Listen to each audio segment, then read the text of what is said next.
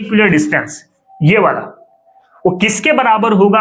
Ra plus Ra के बराबर होगा। मतलब ए एटम के लिए इलेक्ट्रोनेगेटिविटी क्या है? 1 से, और बी एटम के लिए इलेक्ट्रोनेगेटिविटी क्या है? XB।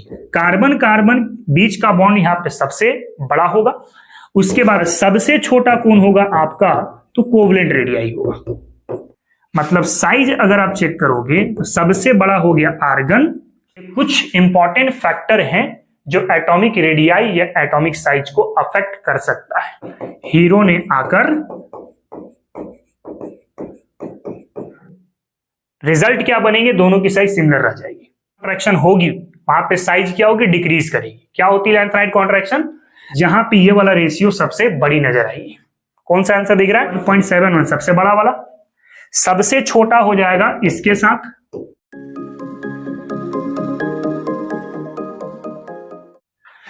हेलो डियर स्टूडेंट, क्या हालचाल? आई होप आप सब बहुत बेहतर होंगे। बच्चों, हम लोग classification of elements and periodicity in properties के बारे में चर्चा कर रहे हैं, जिसमें हमने आपको टोटल 4 लेक्चर को कंप्लीट करा दिया है। लास्ट लेक्चर पे हम लोग पीरियोडिसिटी की चर्चा करना शुरू किए थे, जिसमें 2 इंपॉर्टेंट इफेक्ट मैंने पढ़ाया था। एक था शिल्डिंग इफेक्ट और दूसरा क्या था? Effective nuclear charge. और साथ साथ स्लैटर रूल का इस्तेमाल करके शिल्डिंग इफेक्ट को कैलकुलेट करना भी सीखे थे और इफेक्टिव न्यूक्लियर चार्ज को भी कैलकुलेट करना सीखे थे। आज हम डिस्कस करेंगे एटॉमिक रेडियस, जो सबसे पहला प्रॉपर्टीज होगा। लेफ्ट टू राइट जाने के बाद एटॉमिक रेडियस किस तरह वेरी करेगी, टॉप टू बॉटम आने के बाद एटॉमिक रेडियस किस तरह वेरी करेगी। तो एटॉमिक रेडियस की तमाम इंफॉर्मेशन हम लोग आज के इस लेक्चर पे कवर करेंगे। तो चलो बिना देर किए हुए लेक्चर की शुरुआत करते हैं। और सबसे पहले हम लोग समझ लेते हैं एटॉमिक रेडियस आखिर होता क्या है। देखो, आपको एक बात बखूबी पता है कि हमारे पास एटम होते हैं और एटम के सेंटर पर मौजूद होता है proton, that is positive charge. क्या होते हैं? पॉजिटिव चार्ज होते हैं। और एटम के न्यूक्लियस के आजू बाजू नंबर ऑफ शेल होता है। नंबर ऑफ क्या होता है बच्चों? सेल होता है। अब हर एक सेल में कुछ ना कुछ इलेक्ट्रॉन्स होते हैं। मान लेते हैं कि यहां पर 2 इलेक्ट्रॉन्स है, यहां पर मान लेते हैं 5 इलेक्ट्रॉन है, और आउटर मोस्ट सेल में हमारे पास 1 इलेक्ट्रॉन है। समझने के लिए, ठीक है? एटॉमिक रेडियस क्या है? एटॉमिक रेडियस क्या है? न्यूक्लियस के सेंटर और आउटर मोस्ट सेल के इलेक्ट्रॉन के बीच का डिस्टेंस है। ये आउटर मोस्ट सेल के इलेक्ट्रॉन और न्यूक्लियस के सेंटर के बीच का जो डिस्टेंस होता है, देखो ये वाला है ना, इसी को हम लोग क्या बोलते हैं बच्चों? एटॉमिक रेडियस बोलते हैं। क्या बोलते हैं? एटॉमिक रेडियस बोलते हैं। सिंपल सा बात है। बाहरी शेल के इलेक्ट्रॉन और न्यूक्लियस के सेंटर के बीच का जो डिस्टेंस है, उसी को हम क्या बोलते हैं? एटॉमिक रेडियस बोलते हैं। तो एटॉमिक रेडियस को अगर आप डिफाइन करोगे तो क्या कह सकते हैं? द डिस्टेंस या the average distance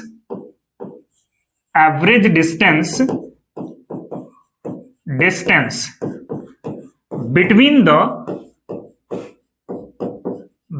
the center of nucleus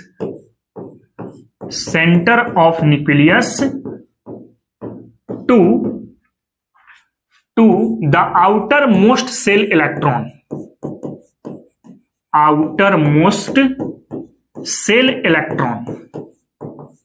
called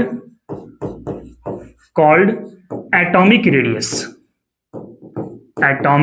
radius। ठीक। अब एक बात बच्चों हमेशा ध्यान देना, एटॉमिक रेडियस जो है ना, कैलकुलेट करना इतना आसान नहीं है। ये बहुत ज्यादा डिफिकल्ट होता है। कारण होता है इसके पीछे कि आइसोलेशन ऑफ सिंगल इलेक्ट्रॉन बहुत ज्यादा डिफिकल्ट से आपको मिल पाते हैं। या सिंपल तरीके से कह सकते हैं कि अगर हमारे पास एटॉमिक रेडियस कैलकुलेट करना है तो एटॉमिक रेडियस आप डायरेक्ट कैलकुलेट नहीं कर सकते, डिफिकल्ट पड़ेगा आपको, क्योंकि आइसोलेशन सिंगल एटम का पॉसिबल न के बराबर होता है। तो एक पॉइंट मैं लिख देता हूं यहां पर, it is difficult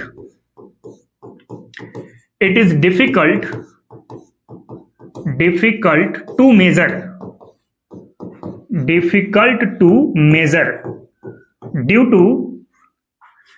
to isolation of single atom, isolation of single atom is very difficult,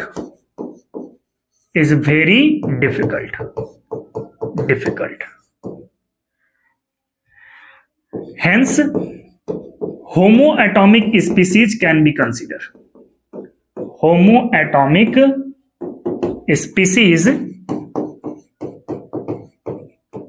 are considered। ये बहुत ज्यादा डिफिकल्ट होता है सिंगल एटम को आइसोलेट करना, इसलिए हम लोग होमो एटॉमिक स्पीसीज को मान करके चलते हैं। अब होमो एटॉमिक स्पीसीज कहने का क्या मतलब है?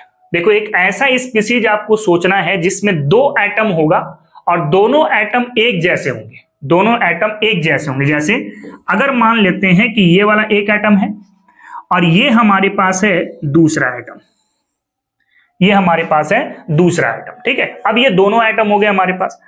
अब दोनों एटम के न्यूक्लियस की डिस्टेंस सोचनी पड़ेगी।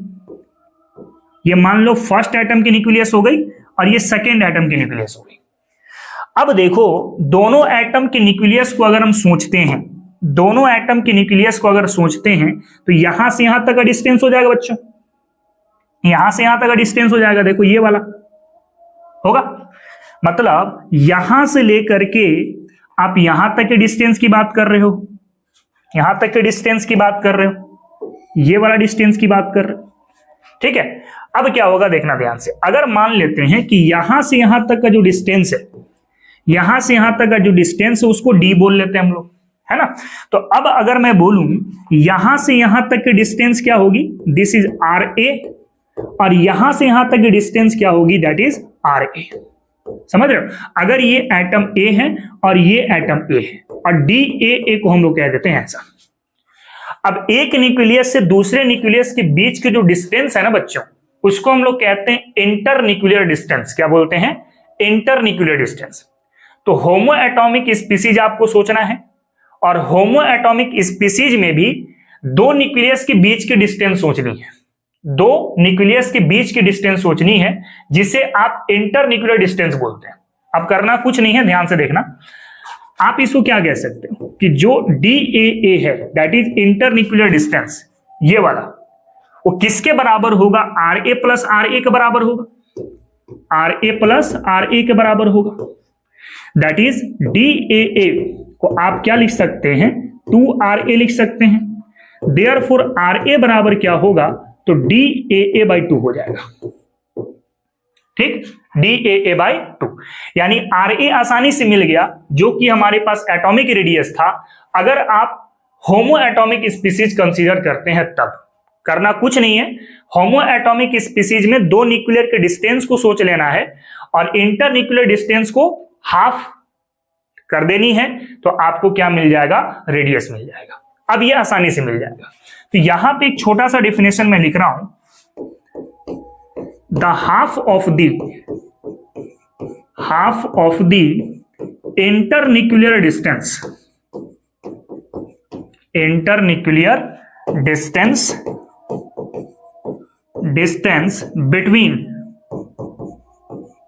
between the two nucleus of an homoatomic species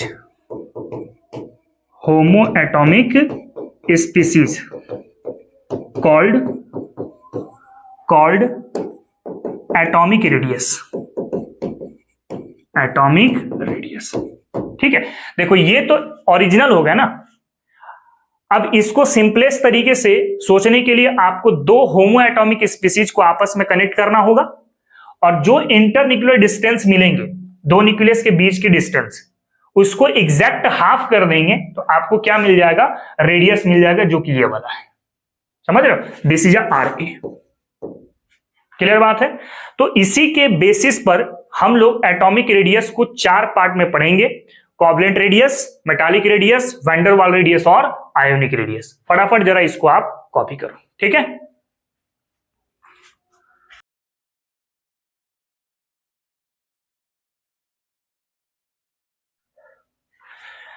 चलो बच्चों आगे बढ़ते हैं। तो नेक्स्ट हम लोग को पढ़ना है कोवलेंट रेडियाई या कोवलेंट साइज, है ना। पहले इसका हम लोग डिफिनेशन लिख लेते हैं, उसके बाद डिटेल में समझते हैं। The half of the internuclear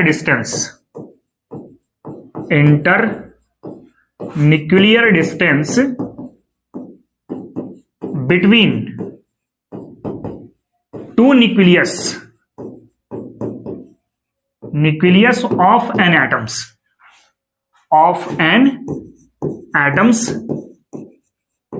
held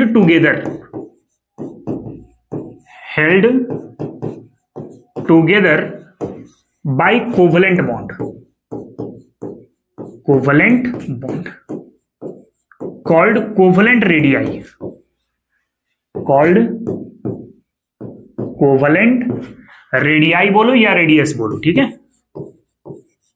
radius, ठीक है। मतलब होमो एटॉमिक स्पीसीज सोचो या हेटेरो एटॉमिक स्पीसीज सोचो, अगर दोनों के बीच में कोवलेंट बॉन्ड बना है तब उसके थ्रू डिस्टेंस जो आएगा उसको हम लोग कोवलेंट रेडियाई या कोवलेंट साइज बोलेंगे। अब कोवलेंट रेडियाई हमारे पास 2 पार्ट में बात होती है। अगर स्पीसीज हमारे पास होमोएटॉमिक हो तब थोड़ा सा चेंज आता है, और जब हमारे पास हेटेरोएटॉमिक स्पीसीज हो तब थोड़ा सा कंडीशन चेंज आता है। तो जो कोवलेंट रेडियाई होती है वो हमारे पास 2 पार्ट में पढ़नी होगी। एक होमोएटॉमिक स्पीसीज के लिए जहां पे दोनों एटम एक जैसा होगा, और हेटेरोएटॉमिक स्पीसीज में 2 एटम एक जैसा नहीं होगा। आप इसको ऐसे कर सकते हैं, जैसे मान लेते हैं कि ये हमारे पास एक एटम हो गया, एक तो ये हो गया, और दूसरा एटम मैं ले लेता हूं ये वाला, ये एटम हो गया, ठीक है। अब देखना जरा ध्यान से, अगर मैं इसको एटम ए कहता हूं तो ये वाला भी क्या है, एटम है। कोवलेंट बॉन्ड कब बनता है, जब इसका कुछ लोग दूसरे एटम में पेनिट्रेट हो जाता है और दूसरे एटम का कुछ लोग पहले वाले में पेनिट्रेट हो जाता है, बिल्कुल इस तरीके से, ठीक है। देखो ये 4 उंगली इसमें पेनिट्रेट हो जाएगा और इसकी 4 उंगली इसमें पेनिट्रेट हो जाएगी, ऐसे। तो बीच में जो आपके पास बॉन्ड दिखेगा ना, इस बॉन्ड को हम लोग क्या बोल रहे हैं, कोवलेंट बॉन्ड। तो फिलहाल यहां पे समझना, इसका ऑर्बिटल इसमें पेनिट्रेट हो रहा है और इसका ऑर्बिटल इसमें पेनिट्रेट हो रहा है, तो इनके बीच में कोवलेंट बॉन्ड बन रहे होंगे। अब मान के चलो कि यहां पर एक न्यूक्लियस का पार्ट है और इस एटम की न्यूक्लियस यहां पर है, ठीक है। अगर मैं ऐसा बोलूं कि ये वाला डिस्टेंस और ये वाला डिस्टेंस, ठीक, इनके बीच का जो डिस्टेंस है इसको आप लोग क्या बोल रहे हो, this is DAA, this is internuclear distance, क्योंकि 2 न्यूक्लियस के बीच की दूरी बात हो रही है ना। ये वाला डिस्टेंस आप सोच रहे हो, देखो ये वाला, तो ये डिस्टेंस कौन सा है, इंटरन्यूक्लियर डिस्टेंस, 2 न्यूक्लियस के बीच वाला।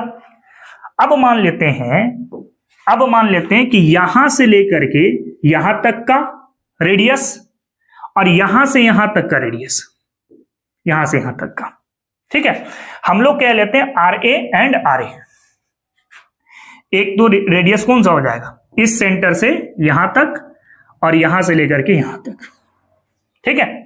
आप इसको कह लेते हो दिस इज RA और इसको आप कह लेते हो RA। तो क्या मिल जाएगा, DAA, ये किसके इक्वल हो जाएगा बच्चों, RA प्लस RA के इक्वल हो जाएगा। That is DAA is equal to 2RA हो जाएगा। A डिनोट कर रहा है एटम को, है ना, तो ये DAA by 2 is equal to क्या होगा, RA होगा। ये क्या होगा, RA होगा। लेकिन अगर हेटेरोएटॉमिक स्पीसीज होगा, तो हेटेरोएटॉमिक स्पीसीज का मतलब ये है कि एक एटम कुछ और है और दूसरा एटम कुछ और है। जैसे इसमें दोनों एटम एक जैसा थे ना, A और A, इस वाले केस में दोनों एटम एक जैसा नहीं होगा। जैसे अगर मान लेते हैं कि एक तो ये वाला एटम है बड़े साइज में और एक मैं ले लेता हूं यहां पे छोटे साइज में, ऐसा, ऐसा ले लेता हूं, ठीक है। तो दोनों एटम एक दूसरे से अलग अलग हो गए। इस एटम को ए कह लेते हैं और इस एटम को बी कह लेते हैं। अगेन इसके सेंटर का न्यूक्लियस दिखा देते हैं और इसके भी सेंटर की न्यूक्लियस को दिखा देते हैं, ठीक ना। और दोनों के बीच का डिस्टेंस को हम लोग क्या नाम देते हैं? Internuclear distance. क्या नाम देते हैं? Internuclear distance. और ये जो डिस्टेंस है ना बच्चों, ये वाला जो डिस्टेंस है यहां से लेकर के यहां तक वाला, इसको बोल रहे हैं हम लोग डी ए और बी। डी ए और बी, ठीक है। कुछ टर्म है आपको ध्यान देना पड़ेगा, कुछ टर्म आपको ध्यान देना पड़ेगा यहां पर। जैसे यहां पर है एक्स ए, इसको हम लोग कह रहे हैं electronegativity of atom A. Electronegativity of atom A, ठीक है। फिर एक है एक्स बी, इसको बोलेंगे electronegativity of atom B. Atom B, ठीक है। और एक मान लेते हैं आर ए। आर ए क्या है? Radius of atom A. Radius of atom A, ठीक है। और एक मान लेते हैं R B. This is a radius of atom B. Radius of atom B, ठीक है। मतलब ए एटम के लिए इलेक्ट्रोनेगेटिविटी क्या है? X A. और बी एटम के लिए इलेक्ट्रोनेगेटिविटी क्या है? X B. और आर ए क्या है? Radius of atom A. और आर बी क्या है? Radius of atom B. Radius of atom B. तो डी ए बी किसके इक्वल हो जाएगा? डी ए बी इक्वल होगा R A plus R B minus 0.09 into delta X. जहां पे डेल्टा एक्स क्या होगा बच्चों? डेल्टा एक्स होगा difference of electronegativity. Difference of electronegativity. Difference of electronegativity. तो सिंपल सा फंडा है। देखो इसके मेथड पे हम लोग क्वेश्चंस करेंगे आगे, ठीक है। पहले आप मैटर को अच्छे से समझो कि एटॉमिक रेडियाई अगर आप बात करना चाहते हो तो आपको सबसे पहले होमो एटॉमिक स्पीसीज सोचनी है, इंटरन्यूक्लियर डिस्टेंस निकालनी है और उसको एग्जैक्ट हाफ कर देनी है, तो एटॉमिक रेडियस आपको पता चल जाएगा। एटॉमिक रेडियस में सबसे पहला रेडियस हम लोग बात करने वाले हैं वो है कोवलेंट रेडियस। तो कोवलेंट रेडियस कब बोलेंगे? कंडीशन सब रेडियस निकालने वाला ही होगा, बशर्ते कि दो एटम के बीच में कोवलेंट बॉन्ड बनना चाहिए। अब यहां पे दो अलग अलग प्रकार की स्पीसीज होगी, होमो एटॉमिक स्पीसीज भी हो सकता है और हेटेरो एटॉमिक स्पीसीज भी हो सकता है। अगर होमो एटॉमिक स्पीसीज होगा तो दोनों एटम एक जैसे होंगे, हेटेरो एटॉमिक स्पीसीज होगा तो दोनों एटम एक जैसे नहीं होंगे, ठीक। इसमें अगर आप देखोगे तो इसमें जितना इलेक्ट्रोनेगेटिविटी ए का होगा उतना ही इलेक्ट्रोनेगेटिविटी इस वाले एटम ए का होगा। मतलब यहां पे देखा जाए ना, delta x that is difference of electronegativity. Difference of electronegativity, तो ये कितना मिलेगा? 0 मिलेगा, क्योंकि दोनों एटम का इलेक्ट्रोनेगेटिव पावर सेम है, दोनों एटम एक जैसा ही है, तभी तो उसको होमो एटॉमिक स्पीसीज कह रहे हो ना। तो दोनों की इलेक्ट्रोनेगेटिविटी का डिफरेंस भी क्या होगा? 0 होगा। क्लियर बात है। लेकिन हेटेरो एटॉमिक स्पीसीज में इलेक्ट्रोनेगेटिविटी का डिफरेंस 0 नहीं होगा भाई। इसकी इलेक्ट्रोनेगेटिविटी हो सकती है ज्यादा हो जाए, इसकी इलेक्ट्रोनेगेटिविटी ज्यादा हो जाए, तो दोनों के बीच की इलेक्ट्रोनेगेटिविटी का डिफरेंस कितना होगा वही आपको यहां पे पुट करना है। कर सकते हो? तो पहले आप इसको जरा कॉपी करो, उसके बाद फिर हम लोग यहां पे कुछ और इंपॉर्टेंट पॉइंट को कंसीडर करते हैं, ठीक है।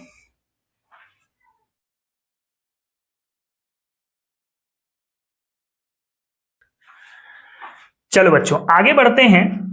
एक पॉइंट आप यहां पे जहन में बना के थोड़ा सा रखना कि कोवलेंट रेडियाई जो है ना बच्चों, कोवलेंट रेडियाई ये नॉन मेटालिक एटम में आमतौर पे देखने को मिलता है, ठीक है। तो यहां पे एक पॉइंट में लिख रहा हूं, टेक्स प्लेस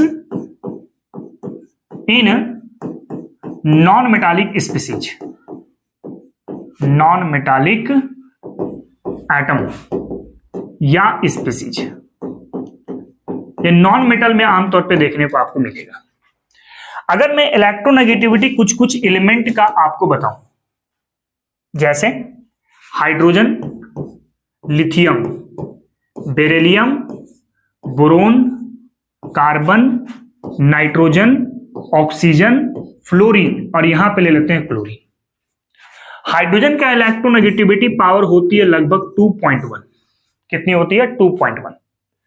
हाइड्रोजन का पावर ले लो 1, और बाकी सब में 0.5 ऐड करते चलो। जैसे 1 में अगर 0.5 ऐड करेंगे तो 1.5 हो जाएगा, 1.5 में 0.5 को ऐड करेंगे तो यहां पे 2 हो जाएगा, फिर से अगर 0.5 को ऐड करेंगे तो 2.5 हो जाएगा, फिर से 0.5 को ऐड करेंगे तो 3 हो जाएगा, फिर से 0.5 को ऐड करेंगे तो 3.5 हो जाएगा, और फिर से अगर 0.5 को ऐड करेंगे तो 4 हो जाएगा, और इसमें हो जाएगा बाबू 3। क्या हो जाएगा? 3 हो जाएगा। तो ये कुछ ऐसे एलिमेंट हैं जिसकी इलेक्ट्रोनेगेटिव वैल्यू मैंने लिख दी है। अगर मान लो हेटेरोएटॉमिक स्पीसीज में आप रेडियस को फाइंड आउट करना चाहते हो तो इलेक्ट्रोनेगेटिविटी डिफरेंस आप कैसे सोचोगे? जैसे मान लेते हैं कि एक एटम आपने ऑक्सीजन सोचा है और दूसरा एटम आपने फ्लोरीन सोचा है, तो इसमें इलेक्ट्रोनेगेटिविटी है 3.5 और इसमें इलेक्ट्रोनेगेटिविटी है कितना? 4। तो डिफरेंस ऑफ इलेक्ट्रोनेगेटिविटी कैसे सोचोगे? 4 माइनस 3.5 कितना मिल जाएगा बच्चों? 0.5 मिल जाएगा। यही 0.5 आपको कहां पे पुट करनी होगी? डेल्टा एक्स में पुट करनी होगी। कहां पे पुट करनी होगी बच्चों? डेल्टा एक्स में पुट करनी होगी, और उसके बाद सिंपल सॉल्यूशन देंगे तो हम लोग आसानी से फाइंड आउट कर सकते हैं। तो ये कुछ ऐसे स्पीसीज का नाम मैंने आपको बता दिया जिसकी इलेक्ट्रोनेगेटिव पावर है, और इलेक्ट्रोनेगेटिविटी क्या होती है वो हम लोग आगे डिटेल में पढ़ेंगे उसको, ठीक है। फिलहाल हम लोग एटॉमिक रेडियस को समझते हैं। अब एक्सपेरिमेंट के माध्यम से भी आप बॉन्ड लेंथ या एटॉमिक रेडियस को पता कर सकते हो। एक्सपेरिमेंट अगर करके एटॉमिक रेडियस निकालना चाहते हो तो आपको 3 मेथड बेसिकली इस्तेमाल करना पड़ेगा एटॉमिक रेडियस को पता करने के लिए। एक होगा nuclear magnetic resonance, nuclear magnetic resonance method, इसके माध्यम से आप फाइंड आउट कर सकते हैं, जिसको बेसिकली NMR मेथड कहते हैं। इसके माध्यम से भी बॉन्ड लेंथ पता कर सकते हैं या एटॉमिक रेडियस पता कर सकते हैं, ठीक है। दूसरा है हमारे पास X rays diffraction method, X rays diffraction method, diffraction method, इसका भी इस्तेमाल करके आप एटॉमिक रेडियस को पता कर सकते हैं। और थर्ड है इलेक्ट्रॉन डिफ्रैक्शन मेथड, ठीक है। तो इन तीनों मेथड का इस्तेमाल करके आप एक्सपेरिमेंट तरीके से बॉन्ड लेंथ को पता कर सकते हो या एटॉमिक रेडियस को पता कर सकते हो, ठीक है। इसको फटाक से कॉपी करें, उसके बाद फिर हम लोग आगे की ओर मूव करते हैं, ठीक।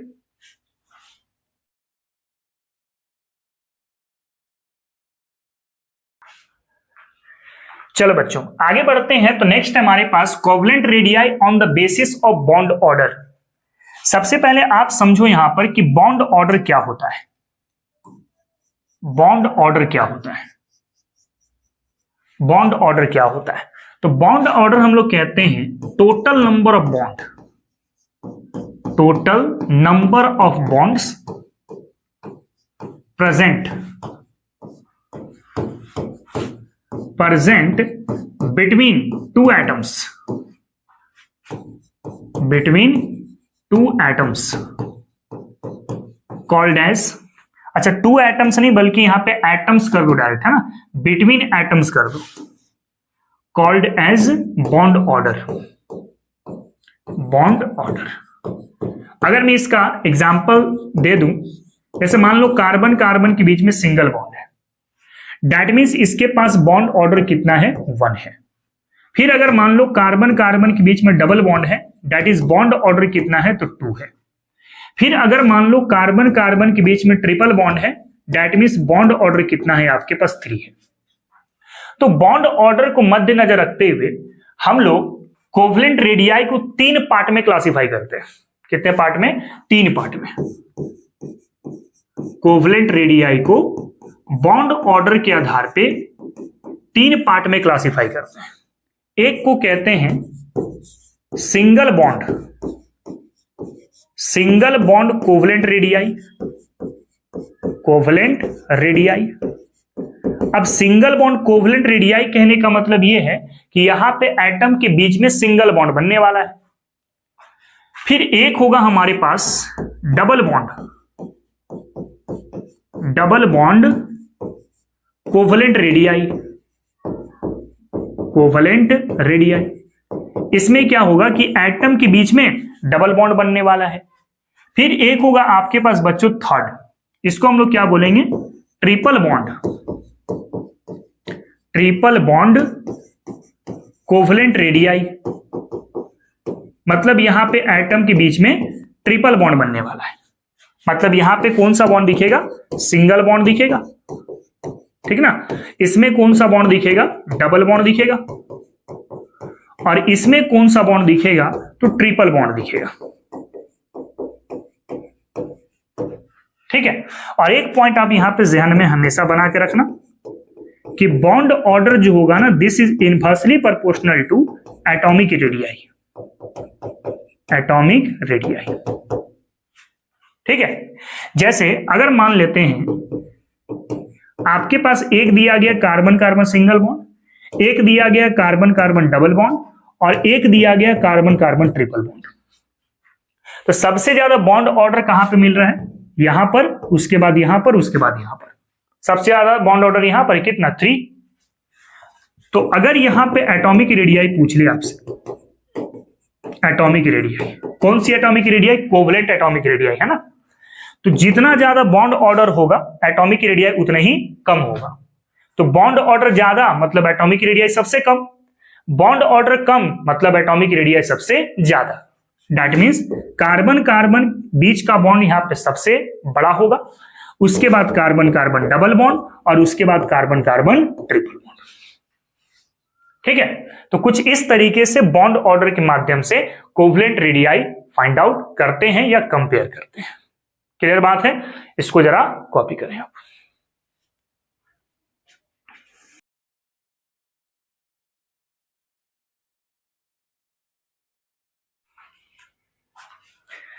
चलो बच्चों, इसके बाद सेकंड जो हम लोग डिस्कस करेंगे वो होगा मेटालिक रेडियाई। मेटालिक रेडियाई क्या है, पहले डिफिनेशन लिख लेते हैं। The half of the internuclear distance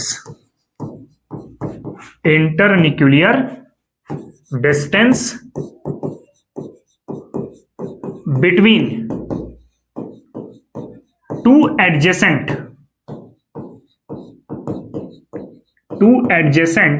metallic atom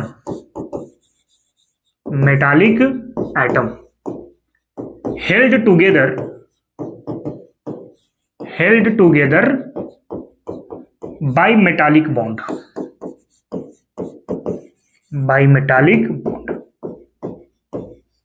ठीक। जैसे मान लेते हैं कि ये हमारे पास एक एटम हो गया, और ये हो गया बच्चों दूसरा एटम, ये वाला, ठीक है। अब देखना जरा ध्यान से, ये है एक मेटल नंबर 1 और ये है दूसरा मेटल नंबर 2। ध्यान से सुनना कंडीशन, कोवलेंट बॉन्ड कब बना था, जब इस एटम का ऑर्बिटल इसमें पेनिट्रेट हो गया था और इसका ऑर्बिटल इसमें पेनिट्रेट हो गया था, ऐसा। लेकिन मेटालिक बॉन्ड कब बनेगा कि ऑर्बिटल आपस में पेनिट्रेट नहीं होंगे बल्कि सरफेस तक एडजेसेंट रूप में रहेंगे, ऐसे। जैसे यहां पे देख सकते हो इसका सरफेस इससे टच कर रहा है, इसलिए मैं लिखा हूं एडजेसेंट मेटालिक एटम, अगल बगल। ऐसा नहीं कि ऑर्बिटल में इंटरमिक्स कर दिया, अगर ऑर्बिटल इंटरमिक्स कर दोगे तो कोवलेंट रेडियाई हो जाएगा, समझ रहे हो बात। ये हो गया आपके पास सेंटर, दिस इज न्यूक्लियस का पार्ट, और यहां पर भी हो गया आपके पास न्यूक्लियस का पार्ट, ठीक ना।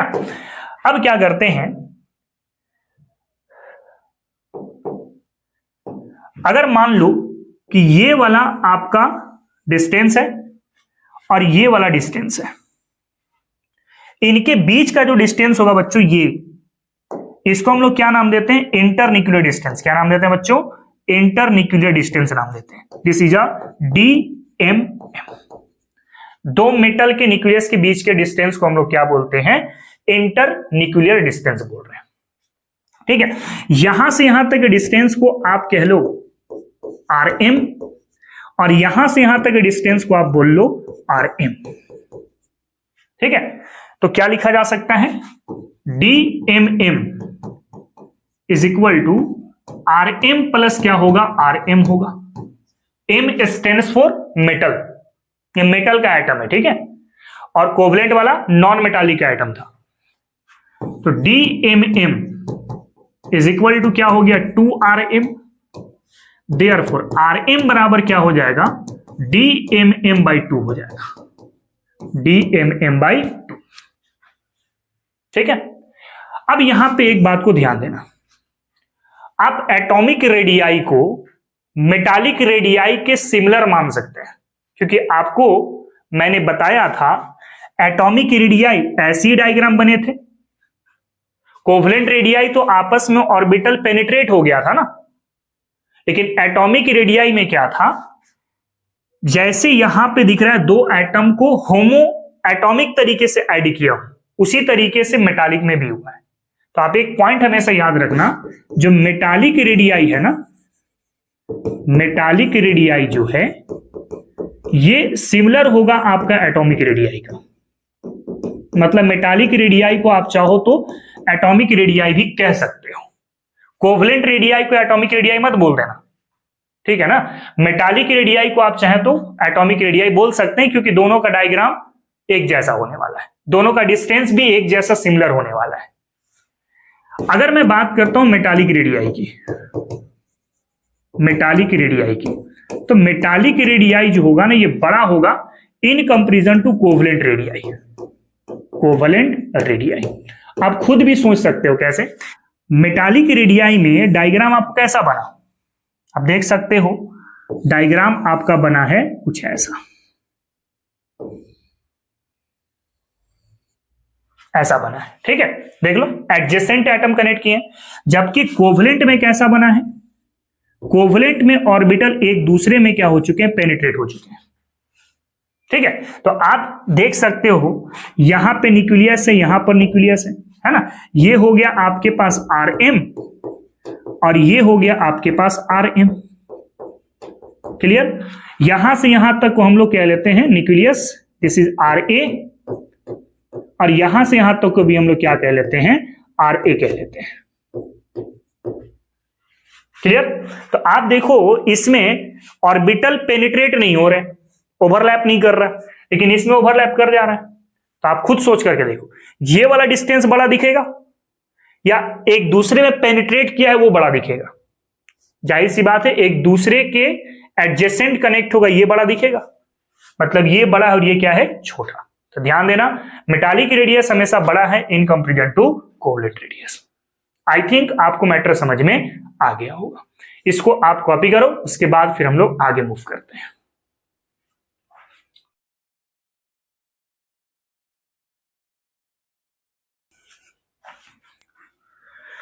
चलो बच्चों, इसके बाद हम लोग को पढ़ना है van der Waals radii.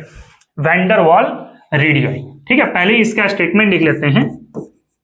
The half of intermolecular distance, intermolecular distance, यहां पे मॉलिक्यूलर बोलना है ना, क्यों बोलना है अभी मैं बात करूंगा उस पर। Intermolecular distance between two covalently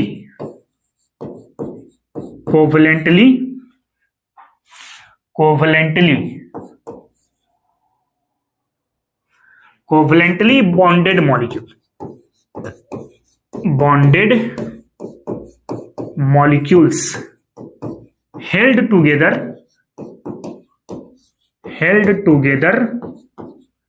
by weak van der Waals interaction. ठीक है, ये बहुत कमजोर टाइप का फोर्स होता है। ठीक है, अब देखना यहां पे ध्यान से समझना, कब हम लोग वैन डेर वाल रेडियाई की बात करेंगे? जैसे मान लेते हैं एक है हमारे पास ये वाला कोवलेंट मॉलिक्यूल, एक ये कोवलेंट मॉलिक्यूल है, और एक है हमारे पास ये वाला कोवलेंट मॉलिक्यूल, ये दो है, ठीक है। एक है आपके पास मॉलिक्यूल नंबर 1, मॉलिक्यूल नंबर 1,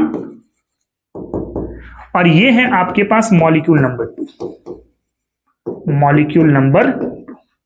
ये भी कोवलेंट मॉलिक्यूल है, ये भी कोवलेंट मॉलिक्यूल है, ठीक है। अब इसमें हमें दो क्लोजली एटम को सोचना है। देखो है तो ये मॉलिक्यूल और ये भी मॉलिक्यूल है, दो मॉलिक्यूल के बीच का जो डिस्टेंस होगा उसी को हम क्या बोलेंगे? इंटरमॉलिक्यूलर डिस्टेंस बोलेंगे। दो मॉलिक्यूल के बीच के डिस्टेंस को हम लोग क्या बोलेंगे? इंटरमॉलिक्यूलर डिस्टेंस, ठीक है। अब यहां पे वैन डेर वाल रेडियस कैसे पता करेंगे? देखो दो सबसे नियरेस्ट एटम जहां पर है, या क्लोजली एटम आप इसको कह सकते हैं, जैसे एक एटम ये वाला है और एक एटम ये वाला है, तो इसका सेंटर और इसका सेंटर के बीच का डिस्टेंस आपको सोच लेना है, ये वाला। इसको आप नाम दे दो क्या? इसको आप नाम दे देते हो क्या? यहां से लेकर के यहां तक, इसको आप नाम दे दो डी। क्या नाम दे दो? डी, है ना। और यहां का, यहां से यहां तक को नाम दे दो आप R1, और यहां से यहां तक का भी नाम दे दो R1। हमेशा याद रखना, दो क्लोजेस्ट एटम को लेना है, अगल बगल वाले को, ठीक है। तो इसके न्यूक्लियस के डिस्टेंस को हम लोग क्या बोल देते हैं? इंटरमॉलिक्यूलर डिस्टेंस, जो कि डी है। तो डी बराबर आप क्या लिख सकते हो? डी बराबर लिख सकते हैं R1 plus R1, that is D is equal to होगा 2R1, that is R1 equal to होगा D/2, D/2। तो अब यहां पे एक बात को नोटिस करना, अगर मैं बात करता हूं वैन डेर वाल रेडियाई की, वैन डेर वाल रेडियाई, तो ये आपका कोवलेंट रेडियाई से भी बड़ा होगा। हाँ आप देखो, ये इतना बड़ा मॉलिक्यूल बन रहा है, जाहिर सी बात है इसका रेडियस सबसे बड़ा होगा, समझ रहे हो। वैन डेर वाल रेडियाई जो है, वैन डेर वाल रेडियाई जो है, ये आपका मेटालिक रेडियाई से भी बड़ा होगा, मेटालिक रेडियाई से भी बड़ा होगा, है ना। फिर आप इसको कह सकते हैं कि वैन डेर वाल रेडियाई जो है, वैन डेर वाल रेडियाई जो है, ये आपका एटॉमिक रेडियाई से भी बड़ा होगा, एटॉमिक रेडियाई से भी बड़ा होगा, ठीक है। तो आप यहां पर रिजल्ट क्या लिख सकते हैं? रिजल्ट लिख सकते हैं ऐसा, van der Waals radii, van der Waals radii ये सबसे बड़ा होगा, और उसके बाद क्या होगा? तो मेटालिक रेडियाई, मेटालिक रेडियाई, और मेटालिक रेडियाई और एटॉमिक रेडियाई दोनों सिमिलर होते हैं ना, दोनों क्या होते हैं? सिमिलर होते हैं। और सबसे छोटा कौन होगा आपका? तो कोवलेंट रेडियाई होगा, कोवलेंट रेडियाई होगा। तो ये माइंड में हमेशा बना के रखना कि वैन डेर वाल रेडियस सबसे बड़ा है, उसके बाद मेटालिक और एटॉमिक रेडियस बड़ा है, और उसके बाद है कोवलेंट रेडियस। और एक पॉइंट रखना माइंड में, ठीक है, कि जो वैन डेर वाल रेडियस है, वैन डेर वाल रेडियस ये है 2 into covalent radii, 2 into covalent radii, ठीक है। जो वैन डेर वाल रेडियाई है वो कोवलेंट रेडियाई का डबल है। और इस चीज को आप हमेशा ही रखना माइंड में, एग्जाम में ये पूछा जाता है बार बार आपसे, ये वाला, ठीक है। इसको कर सकते हैं, कॉपी करें, फिर हम लोग आगे की ओर मूव करते हैं।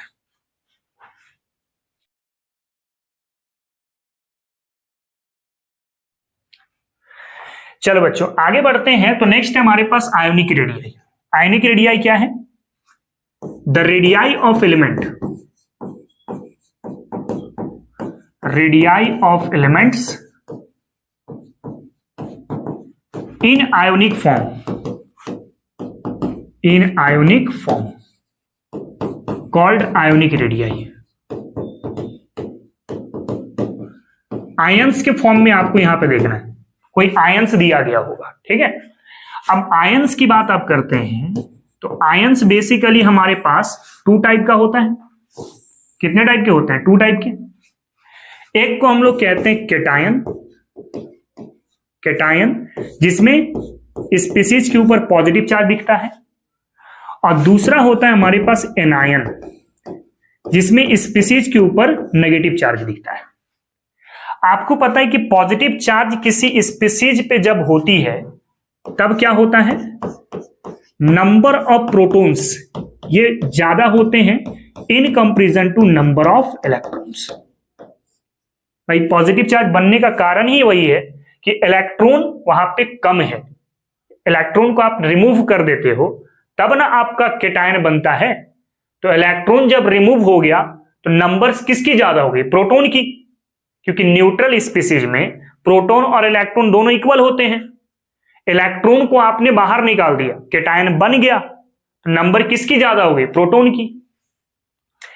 इस वाले केस में एनायन वाले में क्या बोलते हो कि नंबर ऑफ इलेक्ट्रॉन ज्यादा होगा और नंबर ऑफ प्रोटॉन यहां पर क्या होंगे? तो कम होंगे।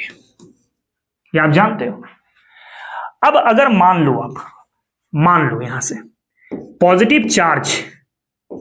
पॉजिटिव चार्ज अगर बढ़ता है तो Z इफेक्टिव क्या होगा? बढ़ेगा। Z इफेक्टिव या फिर effective nuclear charge last lecture पे मैं समझा दिया हूं। जो बच्चे लास्ट लेक्चर को नहीं देखे हैं उनसे रिक्वेस्ट है कि पहले लास्ट लेक्चर को देखो, उसके बाद आओ, तो मैटर अच्छे समझ में आएगा। Z इफेक्टिव बढ़ेगा और उसकी साइज क्या हो जाएगी? आपकी कम हो जाएगी। वहीं पे अगर मान लो पॉजिटिव चार्ज कम होता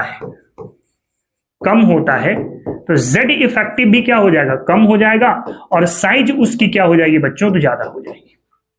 ठीक, अब यहां पे बात करते हैं, अगर बच्चों नेगेटिव चार्ज ज्यादा है तो Z इफेक्टिव यहां पर क्या हो जाएगा? बहुत कम हो जाएगा और वैसे सिचुएशन पे साइज क्या होगा? बहुत बढ़ जाएगा। वहीं पे अगर नेगेटिव चार्ज कम होता है तो Z इफेक्टिव क्या हो जाएगा? ज्यादा हो जाएगा और साइज क्या हो जाएंगे? वहां पे कम हो जाएंगे। पहले आप बात कर लो यहां से कुछ एग्जांपल केटायन को लेकर के। जैसे अगर मान लो हमारे पास है Fe+, एक है आपके पास Fe+2 और एक है बच्चों Fe+3। मैं इसका एग्जांपल लेके देख लेता हूं। सिंपल सा फंडा है, जितना ज्यादा पॉजिटिव चार्ज उतना ही साइज में क्या होगा? छोटा होगा, और जितना कम पॉजिटिव चार्ज उतना ही साइज में क्या होगा? बड़ा होगा। तो सबसे कम पॉजिटिव चार्ज यहां पर है, उसके बाद यहां पर, उसके बाद यहां पर, है ना। मतलब साइज में ये बड़ा होगा, उसके बाद ये, और लास्ट में ये। कर सकते हैं सिमिलर। अगर मैं बात करूं, एक है कॉपर प्लस और एक है बच्चों Copper+2, मैं इसकी बात कर लेता हूं। तो किसकी साइज बड़ी होगी? जिसपे पॉजिटिव चार्ज कम है उसमें साइज आपकी बड़ी होगी, मतलब Copper+ का साइज क्या होगा? बड़ा होगा। सिमिलरली अगर मान लो हमारे पास एक Mg+ है और एक है बच्चों Mg+2, दोनों की बात कर लेते हैं। किसकी साइज बड़ी होगी? कम पॉजिटिव चार्ज साइज में बड़ा, ज्यादा पॉजिटिव चार्ज साइज में छोटा, मतलब ये क्या होगा? बड़ा होगा। ठीक है। फिर अगर मान लेते हैं कुछ एग्जांपल और ले लो। सपोज दैट Al+1, Al+2 और Al+3 ऐसा लिया गया। किसकी साइज बड़ी होगी? एक पॉजिटिव चार्ज साइज में सबसे बड़ा, ज्यादा पॉजिटिव चार्ज साइज में सबसे छोटा। तो ये सबसे छोटा, उसके बाद ये, और Al+ वाला क्या होगा? सबसे बड़ा होगा। एनायन के केस में अगर देखते हो, जैसे मान लेते हैं एक है हमारे पास O- और एक है हमारे पास O-2, इसकी बात कर लेते हैं। तो जितना ज्यादा नेगेटिव चार्ज होगा साइज उतना ही बड़ा होगा। ज्यादा नेगेटिव चार्ज है यहां पर तो ये साइज में बड़ा हो जाएगा। ठीक है। उसी तरीके से अगर मान लेते हैं हम लोग कि एक है आपके पास X-3 और एक है आपके पास X-5, साइज किसकी बड़ी होगी? बता दो। जितना ज्यादा नेगेटिव चार्ज साइज उतना ही बड़ा, मतलब ये साइज में क्या होगा? बड़ा होगा। आप इसको डायरेक्ट माइंड में भी रख सकते हो। कैसे? आप मान के चलो कि सपोज करते हैं कि ये हमारे पास 5 बॉक्स है। कितने बॉक्स है बच्चों? 5 बॉक्स है। और हर एक बॉक्स में कुछ ना कुछ इलेक्ट्रॉन भरा हुआ है, हर एक बॉक्स में कुछ ना कुछ इलेक्ट्रॉन भरा हुआ है, समझने के लिए। और मैं ऐसा कर रहा हूं कि हर एक से इलेक्ट्रॉन को कम कर रहा हूं। जैसे पहले एक इलेक्ट्रॉन कम किया, एक पॉजिटिव चार्ज आया, साइज थोड़ा छोटा हो गया ना। फिर से इलेक्ट्रॉन आपने कम किया, फिर से इलेक्ट्रॉन कम किया तो साइज और छोटा हो गया। फिर से इलेक्ट्रॉन आपने कम किया तो साइज और छोटा हो गया। फिर से इलेक्ट्रॉन आपने कम किया तो साइज और छोटा हो गया। तो भाई जब इलेक्ट्रॉन आप रिमूव करते हो तो पॉजिटिव चार्ज बनता है। ये पॉजिटिव चार्ज या केटायन कब बनता है? Due to removing of electron, removing of electron, तभी ना केटायन बनता है। तो जितना ज्यादा इलेक्ट्रॉन निकालोगे साइज उतना ही क्या होता जाएगा? छोटा। और जितना ज्यादा इलेक्ट्रॉन जोड़ते जाओगे, जैसे मान लो अभी हमारे पास एक इलेक्ट्रॉन है, फिर से अगर मान लो एक इलेक्ट्रॉन ऐड कर दिए, देखो साइज बड़ा हो रहा है। फिर से इलेक्ट्रॉन को ऐड कर दिए तो साइज बड़ा हो रहा है। फिर से इलेक्ट्रॉन को ऐड कर दिए तो साइज बड़ा हो रहा है। फिर से इलेक्ट्रॉन को ऐड कर दिए तो साइज क्या हो रहा है? बड़ा हो रहा है। और इलेक्ट्रॉन को ऐड करने का मतलब क्या है कि एनायन हो रहा है। This is addition of electron, addition of electron due to कर दो यहां पे, ठीक है। तो जैसे जैसे आप इलेक्ट्रॉन रिमूव करते जाओगे केटायन बनता जाएगा, वैसे वैसे उसकी साइज छोटी होती जाएगी। और जैसे जैसे इलेक्ट्रॉन जोड़ते जाओगे साइज क्या होता जाएगा? बढ़ता चला जाएगा। याद रखना, ये ट्रिक मैंने आपको समझा दिया है। कॉपी करें, इसके बाद फिर हम लोग आगे की ओर मूव करते हैं, ठीक ना।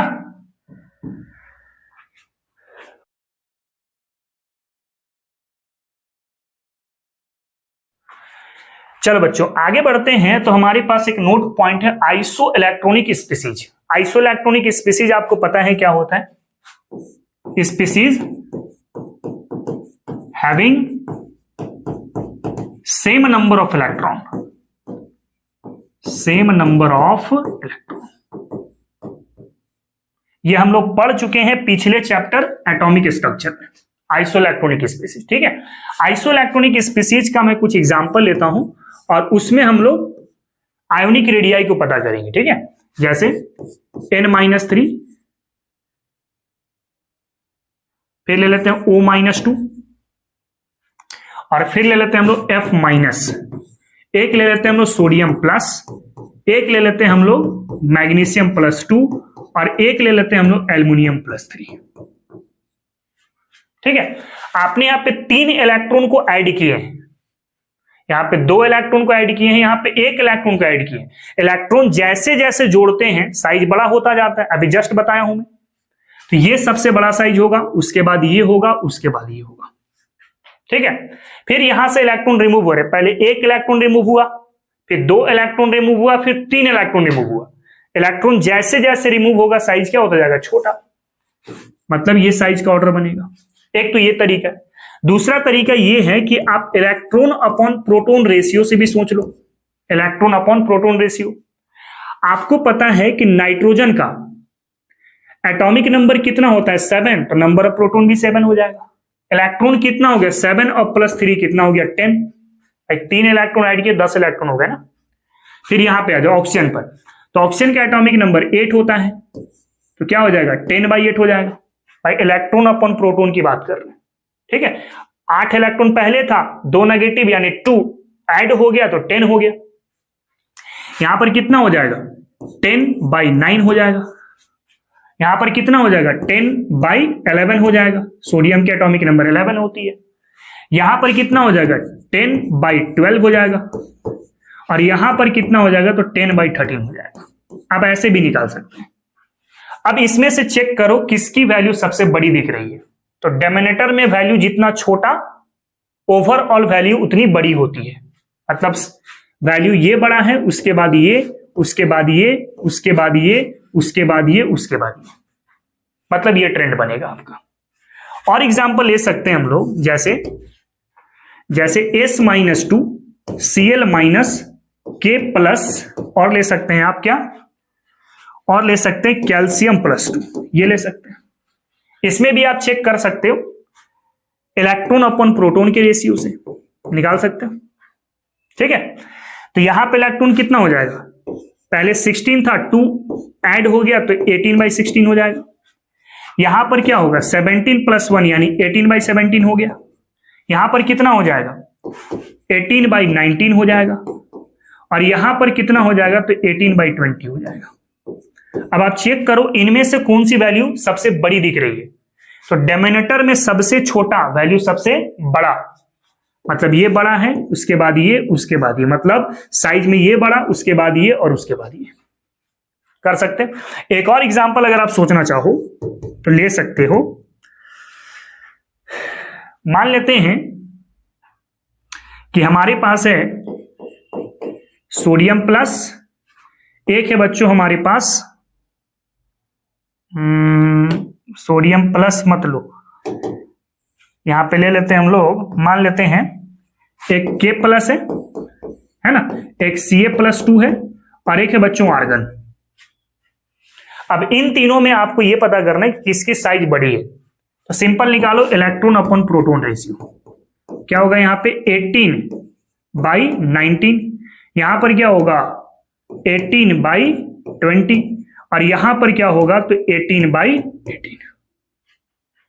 अब देखो कौन सी वैल्यू सबसे बड़ी दिख रही है, यहां 19 है, यहां 20 है, यहां पर 18 है। डिनोमिनेटर में वैल्यू छोटा, ओवरऑल वैल्यू क्या हो जाएगी, बड़ी।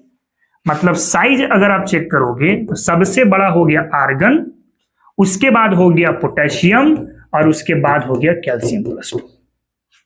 ठीक है। और डायरेक्ट माइंड में याद रख लेना, साइज सबसे ज्यादा साइज होता है एनायन का, सबसे बड़ा। ठीक है।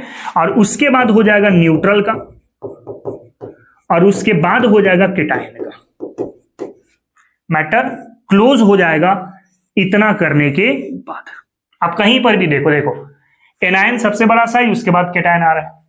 यहां पर देखो न्यूट्रल बड़ा हो गया, केटायन छोटा हो गया। मतलब क्या, एनायन सबसे बड़ा होता है, उसके बाद न्यूट्रल होता है, उसके बाद केटायन होता है। ठीक है। जैसे अगर मान लेते हैं एग्जाम्पल के तौर पे अगर ले लूं, सपोज करो कि एक है बाबू I-, एक है हमारे पास I और एक है आपके पास I+। और इसमें अगर मैं आपसे पूछूं कि बताइए एटॉमिक साइज क्या क्या है या आयोनिक साइज क्या क्या है, तो एनायन वाला सबसे बड़ा, क्योंकि इलेक्ट्रॉन जुड़े हैं। ठीक है। I- सबसे बड़ा हो गया। उसके बाद जहां इलेक्ट्रॉन निकला है वहां पे साइज सबसे छोटा होगा, और यहां पे इलेक्ट्रॉन निकल गया है ना, साइज छोटा हो गया। सबसे छोटा साइज हो गया I+ का और न्यूट्रल का साइज बीच में हो जाएगा। इसलिए लिखा एनायन सबसे बड़ा, उसके बाद न्यूट्रल और उसके बाद केटायन। कर सकते हो, ये बड़ा इंपॉर्टेंट चीज है, इसको कॉपी करो। उसके बाद फिर हम लोग आगे की ओर चर्चा करते हैं।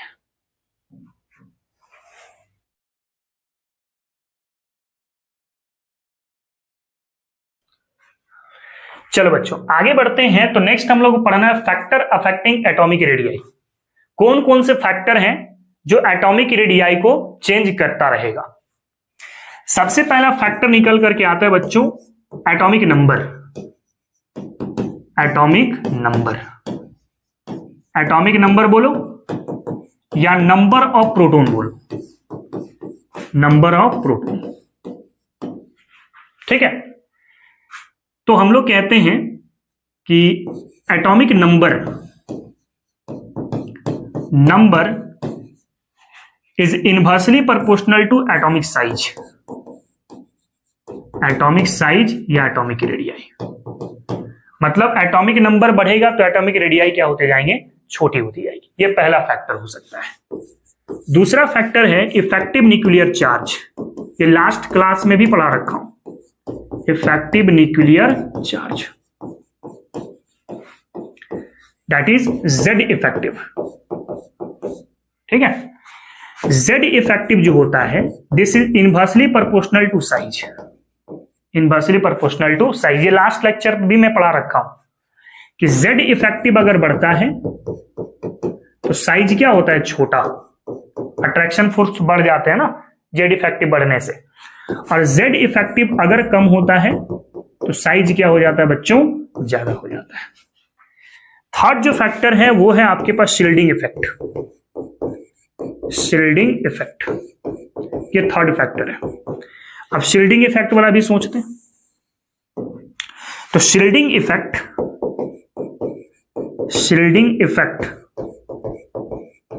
डायरेक्टली प्रोपोर्शनल टू क्या होता है, साइज। ठीक है, मतलब शील्डिंग इफेक्ट अगर बढ़ता है तो साइज क्या होता है, बढ़ता है, और शील्डिंग इफेक्ट अगर कम होता है तो साइज भी क्या होता है, कम होता है। ये भी मैंने आपको लास्ट लेक्चर पे पढ़ा दिया है, इसलिए मैं बोल रहा हूं कि लास्ट लेक्चर को कवर करके ही आज का लेक्चर देखो। ठीक है, इसके बाद बात करते हैं factor number 4, principal quantum number. Principal quantum number ये भी अफेक्ट करेंगे आपके। ठीक है, कहते हैं principal quantum number that is n, principal quantum number, और इसी को कहते हैं बाबू नंबर ऑफ शेल। क्या बोलते हैं, नंबर ऑफ शेल। ठीक है ना, तो अगर नंबर ऑफ शेल बढ़ता है ना, number of shell directly proportional to, आप साइज कह सकते हो या एटॉमिक रेडियाई भी कह सकते हो। ठीक है, साइज बोलो या एटॉमिक रेडियाई बोलो, बात बराबर है। यहीं पे लिख देता हूं मैं। ठीक है, एटॉमिक साइज।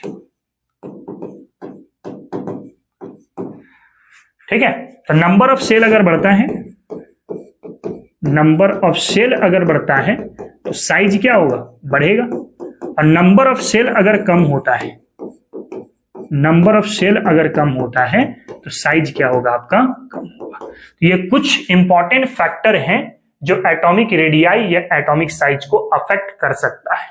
इसको कॉपी करेंगे, इसके बाद फिर हम लोग लेफ्ट टू राइट के वेरिएशन को देखेंगे और टॉप टू बॉटम के वेरिएशन को देखेंगे। ठीक है,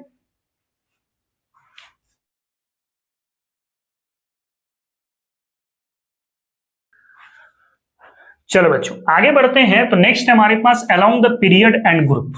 पीरियड कहने का मतलब आप लेफ्ट टू राइट मूव कर रहे हैं, और ग्रुप कहने का मतलब टॉप टू बॉटम मूव कर रहे हैं। तो सबसे पहले हम लोग बात करते हैं from left to right, from left to right, जिसे आप कह रहे हो along the period, along the period. ठीक है, सबसे पहले हम लोग लेफ्ट टू राइट देख लेते हैं। On moving left to right, left to right in periodic table, in periodic table, atomic radii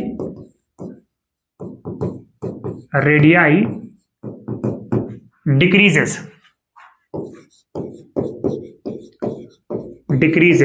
due to increasing effective nuclear charge, effective nuclear charge, except noble gas, except noble gas या फिर inert gas. एक point और लिख रहा हूं मैं, inert gas radii are larger than other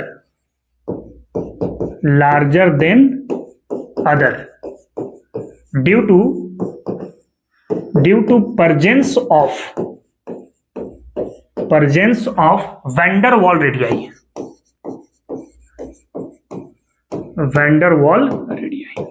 अभी just मैंने बताया कि साइज में वैन डर वाल रेडियाई क्या होती है, सबसे बड़ी होती है। ठीक है, अब अगर मान लेते हैं पीरियड नंबर 2 की एलिमेंट सोच लेते हैं आप। पीरियड नंबर 2 कौन से हैं, जैसे लिथियम हो गया, बेरिलियम हो गया, बोरोन हो गया, कार्बन हो गया, नाइट्रोजन हो गया, ऑक्सीजन हो गया, फ्लोरीन हो गया, और हो गया नियोन। ठीक है, तो जब आप लेफ्ट टू राइट मूव करते हैं, इधर से इधर मूव करते हैं, ये मैं पढ़ा रखा हूं लास्ट लेक्चर पे कि जब आप लिथियम से फ्लोरीन की तरफ आते हो तो Z इफेक्टिव क्या होता है बच्चों, बढ़ता है, और जैसे जैसे Z इफेक्टिव बढ़ता है वैसे वैसे अट्रैक्शन फोर्स भी बढ़ती है। Z इफेक्टिव पावर बढ़ रहा है न्यूक्लियस की, तो इलेक्ट्रॉन खींचेगा ज्यादा ना, इलेक्ट्रॉन क्या करे, खींचेगा ज्यादा। मैं बोल रहा हूं ऐसा कि न्यूक्लियस के पास पावर बढ़ रही है, तो पावर अगर बढ़ रही है तो बाहरी इलेक्ट्रॉन खींचेगा भी ज्यादा, जब खींचेगा ज्यादा तो साइज क्या हो जाएगी, छोटी। साइज क्या हो जाएगी, छोटी। ठीक है, स्टार पॉइंट नियोन के साथ लगा रहा हूं, क्यों? क्योंकि यहां पे वैन वाल रेडियाई है। कौन सा रेडियाई है बच्चों? यहां पे वैन वाल रेडियाई, वैन वाल रेडियाई। तो वैन वाल रेडियाई है तो इसकी साइज सबसे बड़ी होगी। बाकी साइज में क्या होगा आपका, डिक्रीज करेगा लेफ्ट टू राइट जाने के बाद। क्लियर ना? तो इस ट्रेंड को याद रखना। जैसे अगर मान लो पीरियड 3 की बात करते हैं, जैसे सोडियम हो गया, मैग्नीशियम हो गया, एल्युमिनियम हो गया, सिलिकॉन हो गया, फास्फोरस हो गया, सल्फर हो गया, क्लोरीन हो गया, आर्गन हो गया। आप किधर से मूव कर रहे हैं? Left to right. तो लेफ्ट टू राइट जाने के बाद साइज क्या होता है? डिक्रीज करता है, सिर्फ नोबेल गैस या इनर्ट गैस को छोड़ करके। तो सोडियम से छोटा मैग्नीशियम, उसके बाद aluminium, silicon, phosphorus, sulphur, chlorine, और आर्गन की साइज क्या होगी? सबसे बड़ी। क्यों? Due to presence of van der Waal radii. Clear बात है? इसलिए मैं लिखा हूं यहां पे, on moving left to right in periodic table atomic radii decreases due to increasing effective nuclear charge. Effective nuclear charge बढ़ेगा, अट्रैक्शन बढ़ेगा, अट्रैक्शन बढ़ेगा, साइज क्या हो जाएंगे? कम हो जाएंगे।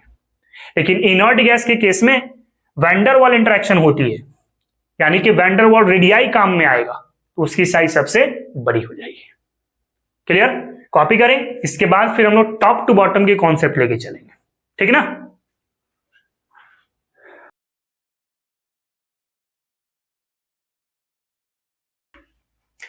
चलो बच्चों आगे बढ़ते हैं। तो नेक्स्ट है हमारे पास from top to bottom, from top to bottom. अच्छा, टॉप टू बॉटम को आप क्या कहते हो? Along the groups, along the groups.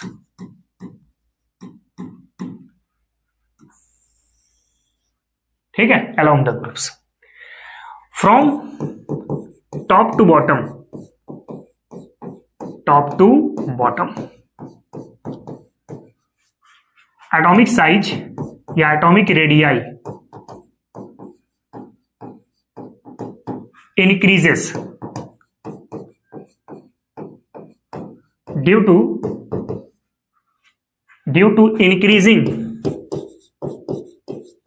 Increasing number of shell. ठीक, या प्रिंसिपल क्वांटम नंबर। जैसे अगर मैं एग्जांपल के लिए लेके चलूं, सपोज अल्कली मेटल है,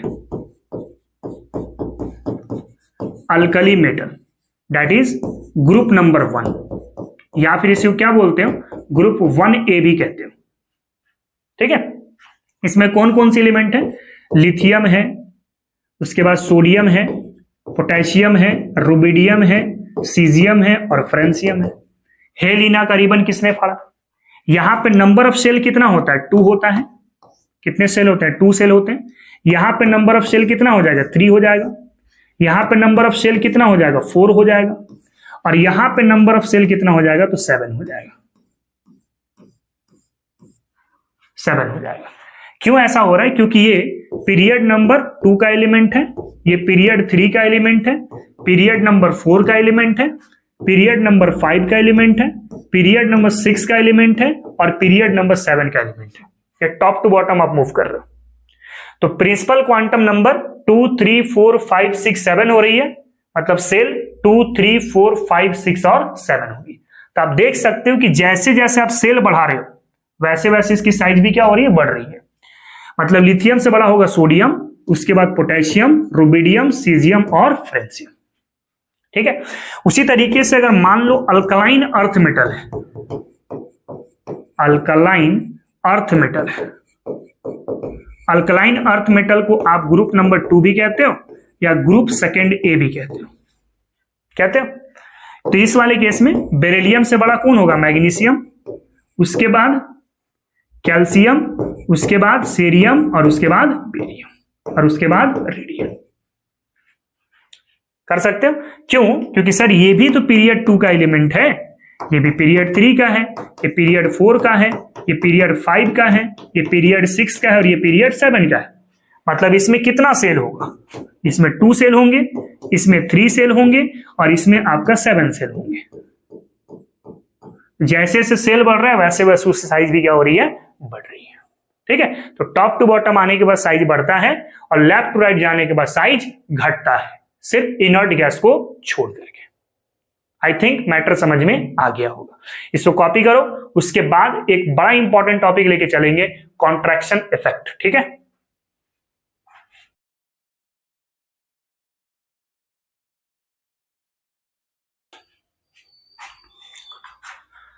चलो बच्चों आगे बढ़ते हैं। तो नेक्स्ट हम लोग को पढ़ना है कॉन्ट्रैक्शन इफेक्ट।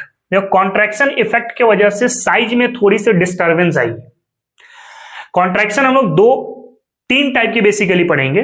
एक होगा डी ब्लॉक कॉन्ट्रैक्शन, एक होगा लैंथेनाइड कॉन्ट्रैक्शन और एक होगा एक्टिनाइड कॉन्ट्रैक्शन। पहले हम डी ब्लॉक कॉन्ट्रैक्शन की बात करते हैं। स्टेटमेंट लिख रहा हूं मैं, on moving third to fourth period in P block elements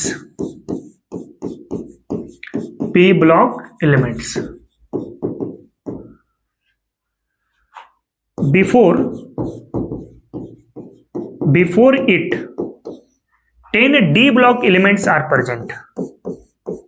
10 D block elements are present on which last electron enters into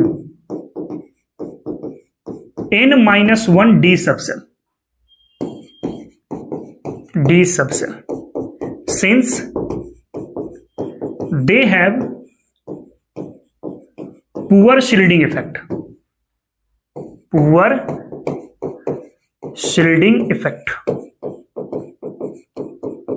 As a result size decreases.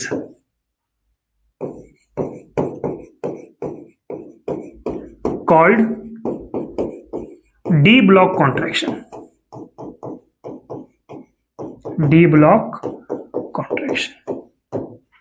ठीक है, अब डी ब्लॉक कॉन्ट्रैक्शन को हम समझते हैं।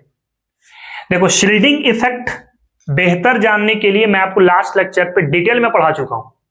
ठीक है ना, कैसे डी ऑर्बिटल्स की शील्डिंग पावर कम होती है, एफ ऑर्बिटल की शील्डिंग पावर कम होती है, वो सारी चर्चा हम लोग लास्ट लेक्चर पे ऑलरेडी किए हुए। तो आपसे रिक्वेस्ट है कि पहले लास्ट लेक्चर को देखो, उसके बाद ही आज के लेक्चर को कवर करना। ठीक है, इसको समझने के लिए मैं डी ब्लॉक एलिमेंट को स्कैंडियम से लेकर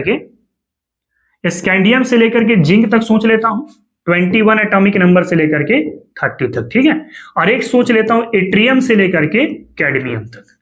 ये 4th पीरियड का मेंबर हो गया और ये 5th पीरियड का मेंबर हो गया। क्लियर? और इसके इधर तुरंत क्या होते हैं, पी ब्लॉक होते हैं। आपको पता है, पीरियोडिक टेबल देखे हो, ये क्या है आपके पास, डी ब्लॉक है। और इसके बाद क्या होता है, पी ब्लॉक होता है। पी ब्लॉक में एक बोरोन फैमिली आती है, बोरोन, एल्युमिनियम, गैलियम, इंडियम और टेलरियम। ठीक है, ये आपका हो गया एल्युमिनियम 3rd पीरियड और ये हो गया आपके पास 2nd पीरियड। ठीक ना, ध्यान से समझना। जब आप 3rd पीरियड से 4th पीरियड की तरफ आते हो, पी ब्लॉक एलिमेंट में जब आप 3rd पीरियड से 4th पीरियड की तरफ आते हो, तो इससे ठीक पहले डी ब्लॉक एलिमेंट्स प्रेजेंट होते हैं। अब डी ब्लॉक एलिमेंट्स की जो इलेक्ट्रॉन होती है वो डी सबसेल पे इंटर करता है, और डी सबसेल की शील्डिंग पावर क्या होती है, बहुत कमजोर होती है। अब शील्डिंग कम तो साइज भी क्या हो जाएगा, कम। इसलिए मैं लिखा हूं यहां पे, on moving 3rd to 4th period in P block elements before it 10 D block elements are present on which last electron enters into n-1 D subshell. Last electron कहां पे जाएगा, यहां पे डी सबसेल पर। Since they have poor shielding effect, as a result size decreases, called as D block contraction. एक important point मैं आपको बताऊं, डी ब्लॉक कॉन्ट्रैक्शन का जो इंपैक्ट है ना, वो मोस्टली आपको बोरोन फैमिली में देखने को मिलेगा। कहां पर, बोरोन फैमिली में। और डी ब्लॉक कॉन्ट्रैक्शन की वजह से एल्युमिनियम और गैलियम की जो साइज है वो लगभग क्या हो जाएगी, इक्वल जैसी हो जाएगी, सिमिलर हो जाएगी। ठीक है ना, तो इस वाले में थोड़ा सा ट्रेंड चेंज होता है आपका। क्यों चेंज होता है, due to D block contraction. तो यहां पे एक छोटा सा पॉइंट मैं आपको लिख के दिखा दे रहा हूं, due to D block contraction, यहां पे लिख रहा हूं मैं, due to D block contraction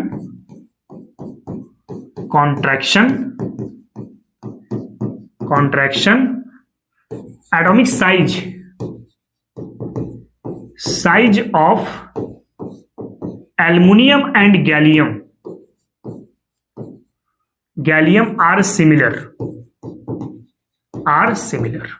ठीक है, मतलब गैलियम और एल्युमिनियम की साइज लगभग क्या होगी, सिमिलर होगी, ठीक है।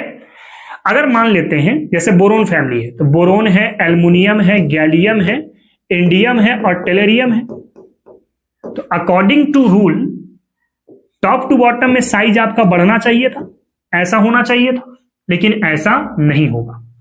कहां पर, ग्रुप नंबर 13 पर। प्रॉब्लम कहां पर आएगी बच्चों, प्रॉब्लम आएगी आपकी एल्युमिनियम और गैलियम में, एल्युमिनियम और गैलियम में जो कंडीशन आएगी, गैलियम और एल्युमिनियम की साइज लगभग क्या होगी, सिमिलर होगी। कभी कभी सिमिलर भी दिखा देगा और कभी कभी ऐसा भी दिखा देगा, मतलब स्लाइटली बड़ा होता है एल्युमिनियम गैलियम के कंपैरिजन में, और रीजन क्या है, डी ब्लॉक कॉन्ट्रैक्शन, ठीक है। तो यहां पे जो करेक्ट रिजल्ट बनेगा वो क्या बनेगा, बोरोन से बड़ा हो जाएगा आपका गैलियम, इससे बड़ा एल्युमिनियम, अच्छा सिमिलर भी हो सकता है, और इसके बाद हो जाएगा इंडियम और उसके बाद हो जाएगा टेलेरियम, ये करेक्ट ऑर्डर होगा, ठीक है, समझ गए। अच्छा, एक इंपॉर्टेंट पॉइंट और है कि डी ब्लॉक कॉन्ट्रैक्शन जो है ना मोस्टली इंपैक्ट करेगा ग्रुप नंबर 13 को, यहां पे लिख रहा हूं मैं, डी ब्लॉक कॉन्ट्रैक्शन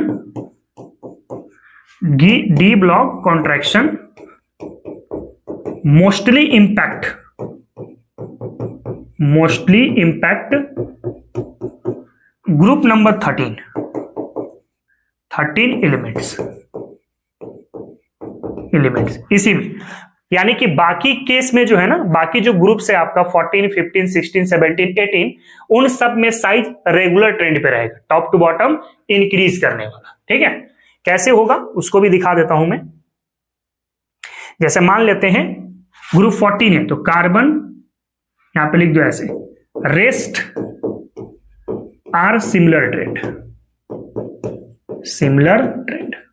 बाकी जो बची है उसमें सिमिलर ट्रेंड रहेगा। जैसे कार्बन से बड़ा होगा सिलिकॉन, ये भी सिमिलर रहेगा, नाइट्रोजन वाला भी सिमिलर रहेगा, नाना पार्टिकल एस्बरिया सब बीमार, ठीक है। ऑक्सीजन फैमिली वाला भी सिमिलर रहेगा, ओ ससिटिपो, ठीक है। हाइड्रोजन फैमिली वाला भी सिमिलर होगा, फिर कल बाहर आई आंटी, ठीक है। और नोबेल गैस वाला भी क्या रहेगा, सिमिलर रहेगा, नोबेल गैस वाला भी सिमिलर रहेगा। हीरो ने आकर 0 रन मारा, तो सिर्फ कहां पे इंपैक्ट हो रहा है, ग्रुप नंबर 13 पे, इसलिए इसको माइंड में रखना, एग्जाम में डायरेक्ट क्वेश्चन पूछा जाएगा। क्लियर, इसको कॉपी करें, उसके बाद एक और कॉन्ट्रैक्शन है उसको भी हम लोग समझ लेते हैं, ठीक है।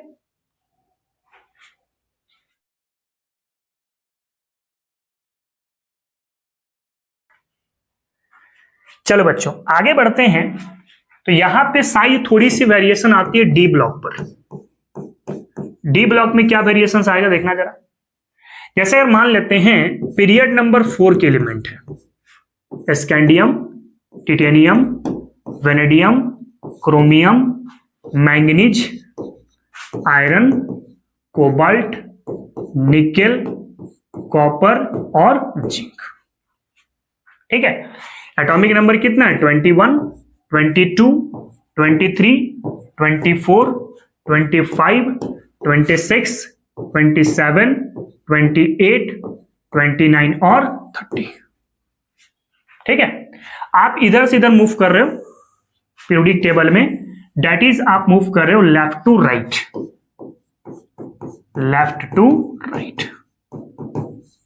या फिर अलोंग द पीरियड,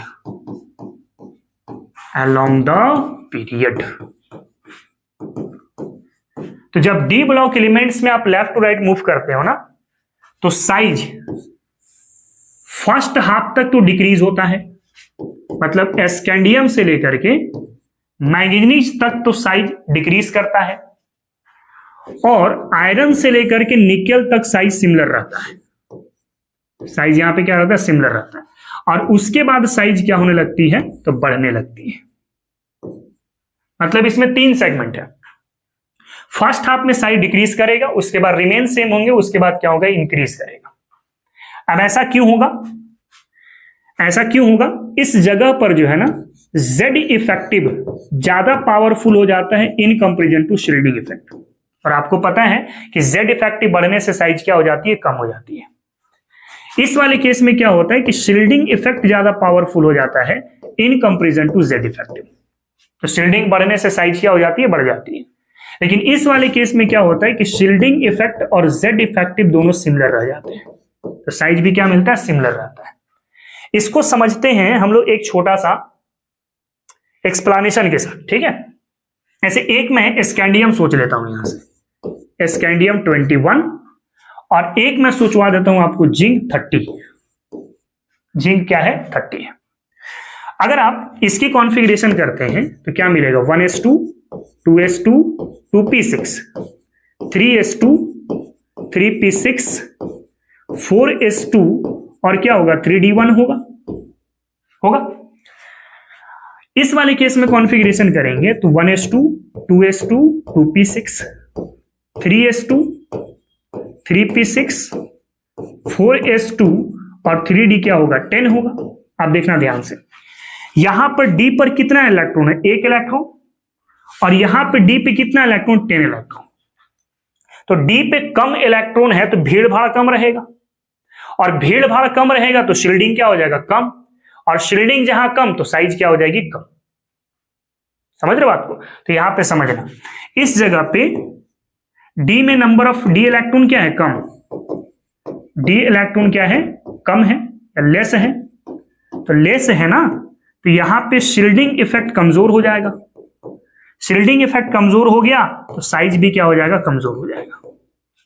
साइज क्या हो जाएगा, कमजोर हो जाएगा। इसलिए मैं बोला कि इस वाले केस में क्या होते हैं, Z इफेक्टिव डोमिनेट कर रहा है, Z इफेक्टिव डोमिनेट कर रहा है, यहां पे Z इफेक्टिव डोमिनेट कर रहा है, ठीक है। जबकि जिंक वाले केस में देख लेना, यहां पे Z इलेक्ट्रॉन क्या है, सॉरी D इलेक्ट्रॉन क्या है, ज्यादा है, नंबर ऑफ D इलेक्ट्रॉन क्या हो गया, ज्यादा हो गया, लार्ज कह सकते हो या हाई कह सकते हो। अब इलेक्ट्रॉन D में ज्यादा, भीड़ भाड़ ज्यादा, और भीड़ भाड़ बढ़ने से शिल्डिंग इफेक्ट बढ़ जाता है, आपको मैं बता रखा हूं लास्ट लेक्चर पे। और शिल्डिंग अगर बढ़ जाता है तो साइज भी क्या हो जाएगा, आपका बढ़ जाएगा। इसलिए मैं बोला D इलेक्ट्रॉन बढ़ा, शिल्डिंग बढ़ा, साइज बढ़ जाएगा। यहां पे D इलेक्ट्रॉन कम है, शिल्डिंग कम है, लेकिन Z इफेक्टिव क्या होगा, ज्यादा, ठीक है। तो यहां पे साइज क्या हो जाएंगे, कम। अब देखना चाहिए ध्यान से, इस वाले केस में क्या है, बीच वाले में, यहां तो समझ में आ गया कि सर Z इफेक्टिव ज्यादा था तो साइज कम हो गया, यहां शिल्डिंग ज्यादा हो गया तो साइज बढ़ गया। लेकिन इस वाले केस में शिल्डिंग बोलता है साइज बढ़ाएंगे, Z इफेक्टिव बोलता है साइज कम करेंगे। ये भी पॉइंट मैंने लास्ट क्लास में बोला था कि शिल्डिंग साइज को बढ़ाने का काम करता है और Z इफेक्टिव साइज को घटाने का काम करता है। ये भी लास्ट क्लास में बता रखा हूं मैं। तो शिल्डिंग बोलेगा कि मैं साइज बढ़ाऊंगा, Z इफेक्टिव बोलेगा साइज घटाऊंगा। तो एक बढ़ाएगा, दूसरा कम कर देगा, रिजल्ट क्या बनेंगे, दोनों की साइज सिमिलर रह जाएगी। भाई ये जितना बढ़ाएगा Z इफेक्टिव उतना कम कर देगा, ये जितना कम करेगा शिल्डिंग इफेक्ट उतना बढ़ा देगा, तो रिमेन साइज क्या रहेगा, सिमिलर रहेगा। तो ध्यान देना, डी ब्लॉक वाले केस में, डी ब्लॉक वाले केस में सबसे पहले साइज डिक्रीज करता है, उसके बाद रिमेन सेम होते हैं, और उसके बाद क्या होता है, इंक्रीज करता है। रीजन समझ में आ गया। डिक्रीज क्यों कर रहे हैं, क्योंकि Z इफेक्टिव पावरफुल बन रहा है, Z इफेक्टिव डोमिनेट हो रहा है। साइज बढ़ क्यों रहा है यहां पे, क्योंकि शिल्डिंग इफेक्ट डोमिनेट कर रहा है, ठीक है। शिल्डिंग इफेक्ट यहां पे डोमिनेट कर रहा है, और इसमें सिमिलर क्यों हुआ, क्योंकि दोनों पावरफुल में सेम है, शिल्डिंग इफेक्ट भी और Z इफेक्टिव भी। क्लियर बात है।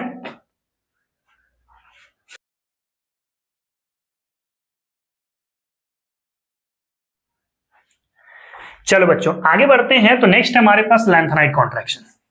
लैंथेनाइड कॉन्ट्रैक्शन क्या है, पहले स्टेटमेंट देख लेते हैं, उसके बाद हम इसको समझेंगे, ठीक है। On moving fourth to fifth period, fifth period in D block elements, D block elements after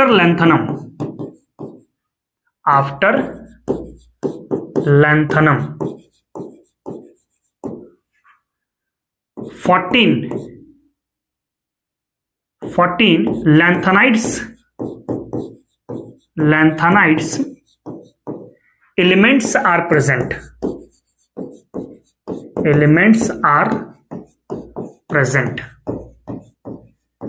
on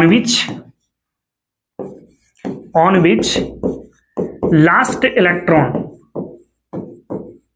enters into 4f subcell, since they have poor shielding effect,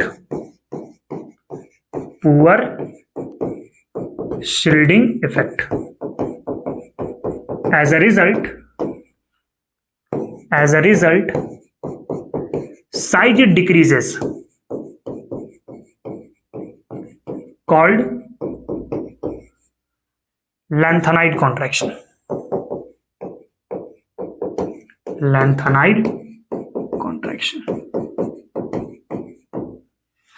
अब इसको हम लोग ऐसे समझते हैं, आप बात कर लो स्कैंडियम से लेकर के जिंक तक, ये डी ब्लॉक एलिमेंट्स है, क्या है, डी ब्लॉक एलिमेंट्स है, ठीक है। इसके बाद इट्रियम से आप सोच लो कैडमियम तक, और लैंथनम से आप सोच लो मरकरी तक, और एक्टिनम से सोच लो यूयूबी तक, ठीक है। तो आपको पता है एक चीज, ये है लैंथनम और ये है बाबू एक्टिनम। लैंथनम के बाद यहां पर सीरियम से लेकर के लूटोशियम तक, यानी 58 से लेकर के 71 तक, ये लैंथनाइड्स एलिमेंट है,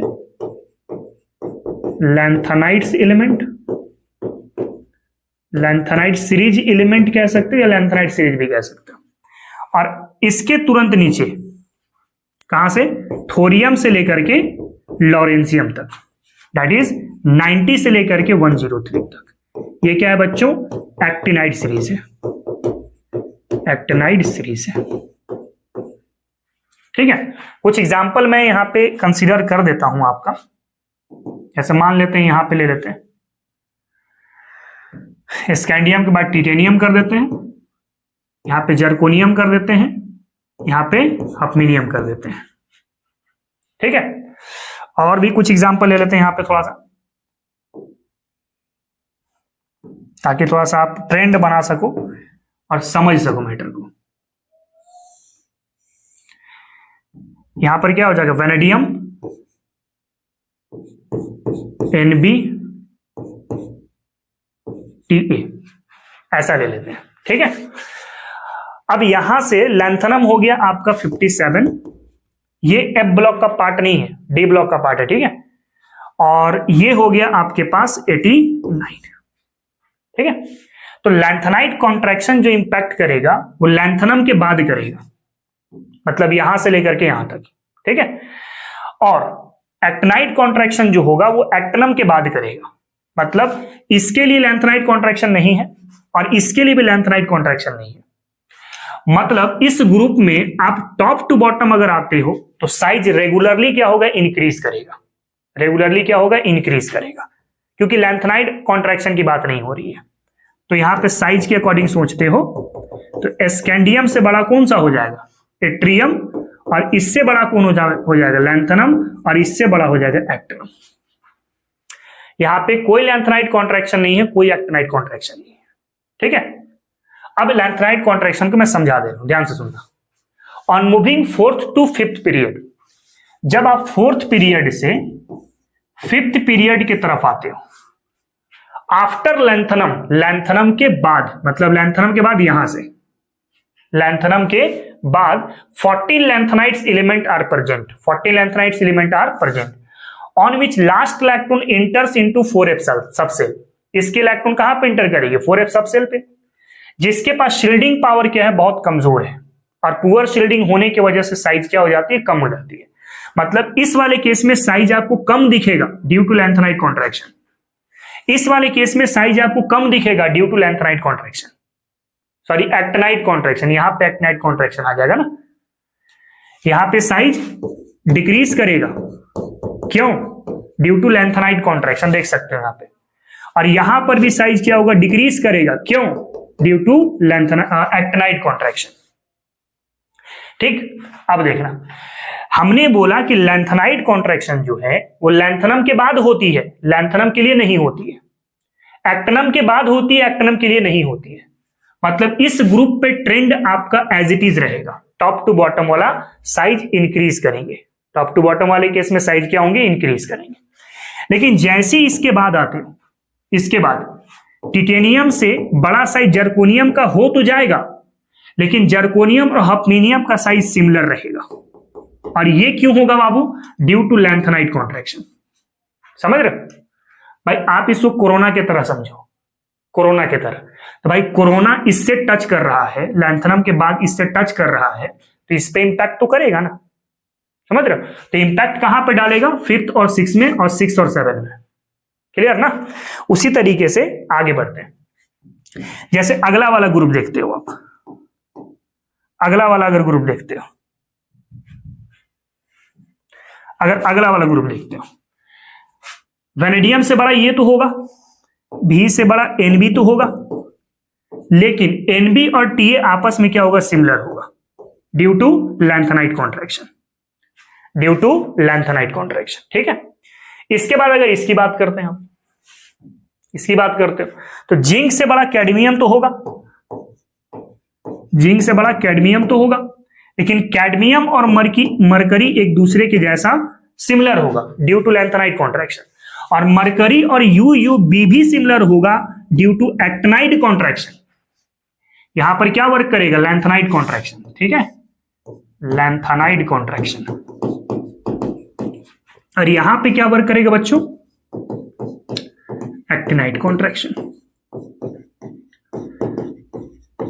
ठीक है, और लैंथनाइट कॉन्ट्रैक्शन की वजह से यहां पे साइज सिमिलर होंगे, यहां पे सिमिलर होगा ड्यू टू एक्टिनाइट कॉन्ट्रैक्शन। ठीक है, यहां पे साइज सिमिलर होगा ड्यू टू लैंथनाइट कॉन्ट्रैक्शन, यहां पे साइज सिमिलर होगा due to actinide contraction. I think matter समझ में आ गया होगा। एक बार रिजॉल्व कर देता हूं पूरी बात को। ठीक है, सबसे पहली बात है कि लैंथनाइट कॉन्ट्रैक्शन लैंथनम के बाद होता है, एक्टिनाइट कॉन्ट्रैक्शन एक्टिनम के बाद होता है, और जब जब लैंथनाइट कॉन्ट्रैक्शन होगी वहां पे साइज क्या होगी? डिक्रीज करेगी। क्या होती है लैंथनाइट कॉन्ट्रैक्शन?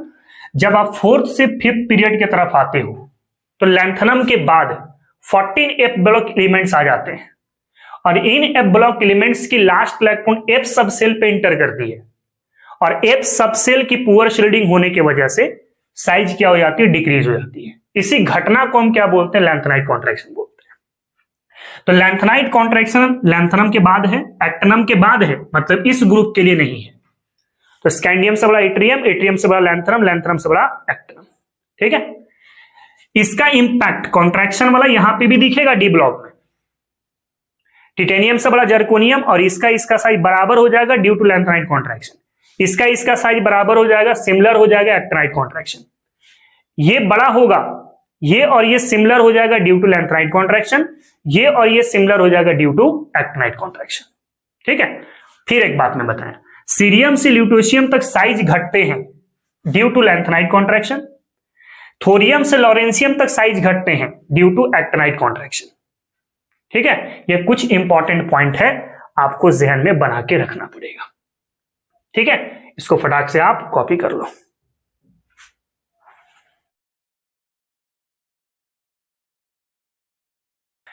चलो बच्चों आगे बढ़ते हैं। तो कुछ क्वेश्चन दिया गया है, arrange the elements in increasing order of atomic radius, sodium, rubidium, potassium and magnesium.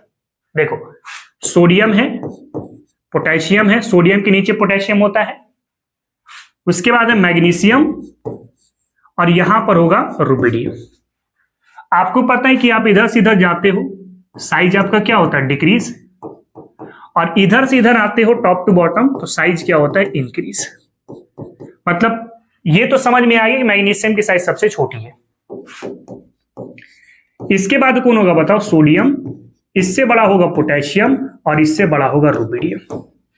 देखो कहां पर दिख रहा है, magnesium, sodium, potassium, rubidium. Option number C इसका सही है।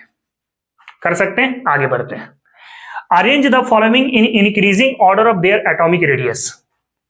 आपको पता है sodium, magnesium, aluminium, silicon, phosphorus, sulphur, chlorine, argon, आप मूव कर रहे हो left to right, left to right. और लेफ्ट टू राइट के केस में साइज आपका क्या होता है, डिक्रीज करता है, सिर्फ आर्गन को छोड़ करके। आर्गन और वैन डर वाल्स इंटरेक्शन होती है ना, तो ये साइज में सबसे बड़ा हो जाता है, और बाकी में साइज लेफ्ट टू राइट क्या होगी, डिक्रीज होगी। कर सकते हो, आगे बढ़ो। नेक्स्ट है copper plus copper and copper plus 2। Order क्या होगा बताओ।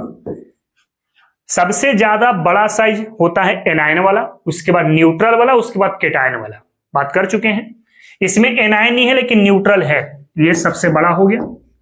उसके बाद एक पॉजिटिव और उसके बाद दो पॉजिटिव, ऐसा ट्रेंड होगा। यहां पे आ जाओ, इसमें साइज में क्या होगा बताओ, सबसे बड़ा नेगेटिव बड़ा साइज, उसके बाद ये और उसके बाद ये। साइज में एनायन बड़ा, उसके बाद न्यूट्रल, उसके बाद केटायन होता है, ठीक है ना। यहां पे आ जाओ, अगर इसमें बात करते हो, इसमें एक पॉजिटिव, दो पॉजिटिव, तीन पॉजिटिव, एक इलेक्ट्रॉन निकला है, दो इलेक्ट्रॉन निकला है, तीन इलेक्ट्रॉन निकला है, एक इलेक्ट्रॉन निकला है तो बड़ा साइज, तीन इलेक्ट्रॉन निकला है तो सबसे छोटा साइज। सोडियम प्लस सबसे बड़ा, Mg+2, और उसके बाद क्या होगा, एल्युमिनियम +3। कर सकते हैं, इसको फटाफट कॉपी करें, और भी क्वेश्चन है उसके बारे में बात करेंगे, ठीक है।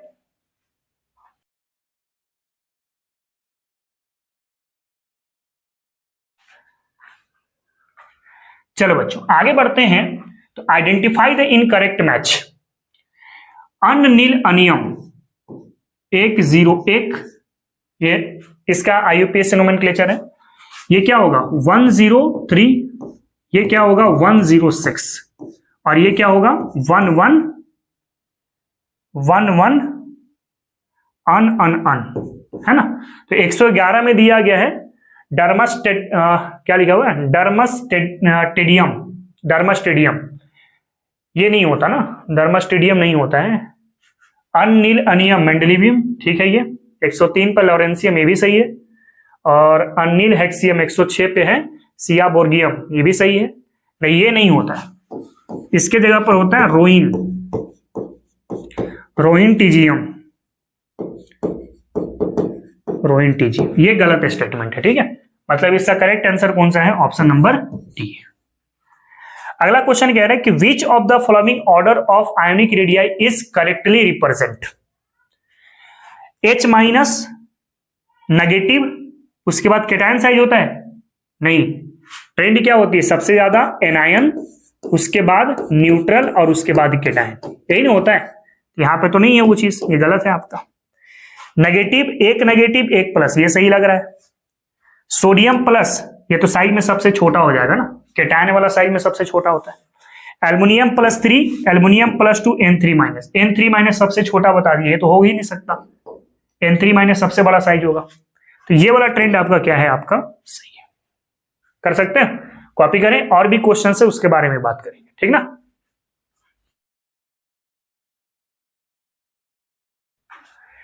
चलो बच्चों, नेक्स्ट हमारे पास कुछ और क्वेश्चन है कि the correct order of decreasing ionic radii among the following isoelectronic species. आपको पता है सबसे बड़ा साइज किसका होता है, एनायन। जितना ज्यादा नेगेटिव चार्ज साइज में उतना ही बड़ा, और उसके बाद क्या होता है न्यूट्रल, और उसके बाद क्या होता है केटायन। जितना ज्यादा पॉजिटिव चार्ज साइज में उतना ही छोटा, ठीक है। यहाँ पे केटायन +2 का साइज सबसे बड़ा किया गया है, ये तो हो ही नहीं सकता। Cl- और S-2, S-2 की साइज बड़ी होगी इन कंपेरिजन टू Cl-, ये तो हो ही नहीं सकता। S2- Cl-, देखो ज्यादा नेगेटिव बड़ा साइज, छोटा नेगेटिव, 1+, 2+, ये आपका सही लग रहा है, सही है। यहां पे चेक कर सकते हैं, among the following calcium, magnesium, phosphorus and chlorine the order of increasing atomic radii.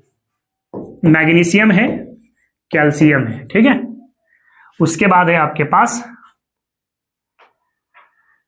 Phosphorus और एक है आपके पास क्लोरीन, ठीक है, ऐसा ट्रेंड होता है। अगर आप इधर से इधर चलते हो left to right, size decrease करेगा, और इधर से इधर आते हो तो साइज क्या होगा आपका, इंक्रीज करेगा। मतलब सबसे बड़ा साइज किसका दिख रहा होगा, तो कैल्शियम का, उसके बाद दिख रहा होगा मैग्नीशियम का, उसके बाद होगा फास्फोरस और उसके बाद होगा क्लोरीन। ये ट्रेंड होगा, चेक कर लो, कैल्शियम सबसे बड़ा, उसके बाद magnesium, phosphorus and chlorine. Option number B इसका सही है। कितना आसानी से निकल जा रहा है, ठीक है। चलिए इस वाले क्वेश्चन की बात आप कर लेते हैं। तो among the following which one has the highest cation and anion ratio, ठीक है। केटायन को आप C+ के साथ दिखा लो, एनायन को आप A- के साथ दिखा लो, ठीक है। अब इसकी वैल्यू कब हाई होगी, इसकी वैल्यू हाई होने के लिए C+ को आप हाई कर दो और A- को आप लो कर दो, कर सकते हैं।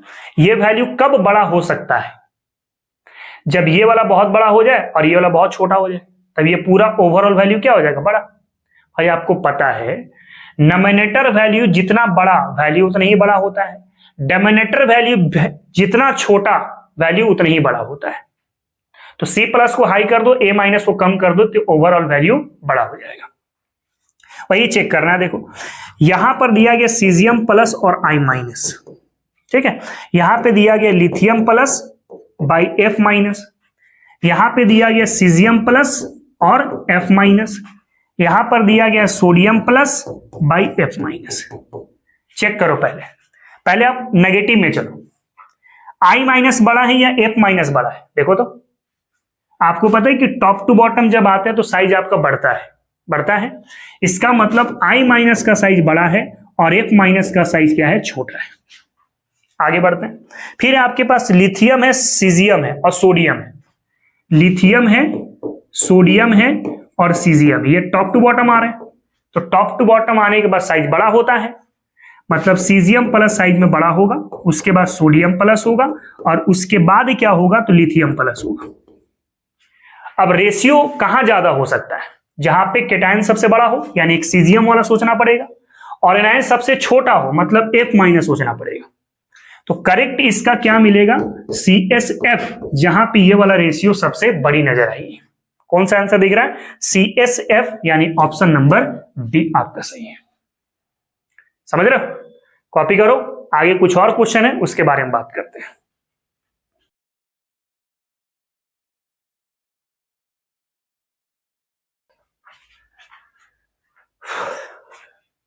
चलो बच्चों आगे बढ़ते हैं। तो एक क्वेश्चन और है, identify the correct order of the size of the following. सारे स्पीसीज केटायन, एनायन और न्यूट्रल दिया गया है।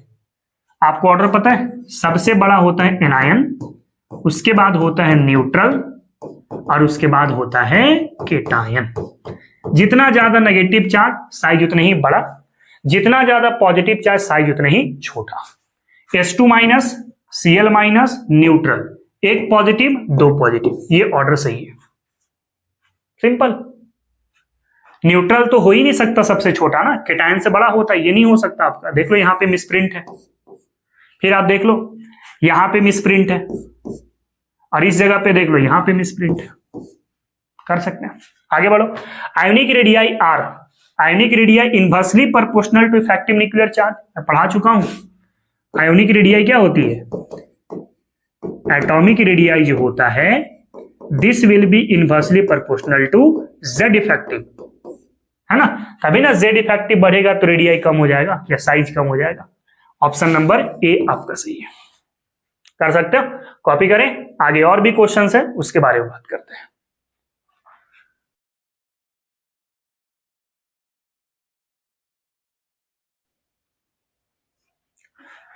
चलो बच्चों आगे बढ़ते हैं। तो नेक्स्ट हमारे पास कुछ और क्वेश्चन है।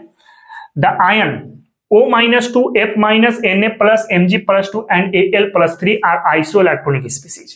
The ionic radii show आप पहले आयोनिक रेडियाई देखो तो O-2 सबसे बड़ा, उसके बाद F-, उसके बाद सोडियम प्लस होगा, उसके बाद होगा Mg+2 और उसके बाद होगा Al+3। सबसे बड़ा साइज सबसे ज्यादा नेगेटिव वाला, सबसे छोटा साइज सबसे ज्यादा पॉजिटिव वाला। तो a significant increases from O-2 to Al+3। क्या O-2 से Al+3 तक साइज लगातार बढ़ रहा है? नहीं सर, घट रहा है लगातार, है ना। तो a significant decreases from O-2 to Al+3, बिल्कुल यहां से यहां तक साइज रेगुलरली क्या हो रहा है? डिक्रीज हो रहा है। ये आपका सही है। ऑप्शन कौन सा करेक्ट मिल रहा है? Option number B. ये तो डायरेक्ट क्वेश्चन है, क्वेश्चन बता दिया हूं मैं। Which one of the following ion is the largest in size? 3 species है, I-, I और I+। एनायन वाला सबसे बड़ा, उसके बाद न्यूट्रल और उसके बाद केटायन। कौन सा सही दिख रहा है? ऑप्शन नंबर बी सही है। आगे बढ़िए। Which of the following has minimum value of cation anion ratio? Cation को आप C+ से दिखा लो, एनायन को आप A- के साथ दिखा लो। अब इसकी वैल्यू आपको लेस करनी है, तो लेस करने का क्या तरीका है? सबसे पहला तरीका है कि केटायन को आप कम कर दो और एनायन को आप बढ़ा दो। भाई केटायन जितना कम होगा और एनायन जितना बड़ा होगा, ये वैल्यू उतनी ही छोटी हो जाएगी। अब क्या करो कि यहाँ पे केटायन का साइज सबसे छोटा पता करो। ये प्लस हो गया, ये +2 हो गया, ये प्लस हो गया, ये +2 हो गया। आपको पता है कि जितना ज्यादा पॉजिटिव चार्ज होगा मेटल पर, साइज उतनी ही छोटी होती है। मतलब Mg+2 छोटा हो सकता है या Ca+2 छोटा हो सकता है। तो केटायन वाला में अगर आप देखते हो तो आपको यह बात पता है कि Ca+2 का साइज बड़ा हो जाएगा इन कंपेरिजन टू Mg+2। भाई ये तो होने वाला ही नहीं है, क्योंकि एक पॉजिटिव चार्ज ये सबसे छोटा नहीं है बल्कि सबसे बड़ा है इन चारों ऑप्शन में। ठीक है, ट्रेंड अगर आप लिखना चाहो तो लिख सकते हो। सबसे बड़ा साइज हो जाएगा यहाँ पे K+ का, उसके बाद हो जाएगा सोडियम प्लस का, उसके बाद हो जाएगा Ca+2 का और उसके बाद हो जाएगा Mg+2 का। ठीक है, और उसके बाद है एनायन का साइज सबसे बड़ा होना चाहिए। एनायन में क्या क्या दिया गया देखो तो, एक है Cl और एक है फ्लोरीन, और तो कोई नहीं है। Cl- है और एक है F-। आपको पता है Cl- की साइज बड़ी होती है। तो सबसे छोटा बनाने के लिए आपको केटायन सबसे छोटा सोचना होगा और एनायन सबसे बड़ा सोचना होगा। यानी इसका करेक्ट आंसर क्या मिलने वाला है? MgCl2 मिलने वाला है। ऑप्शन नंबर बी सही है। कर सकते हो।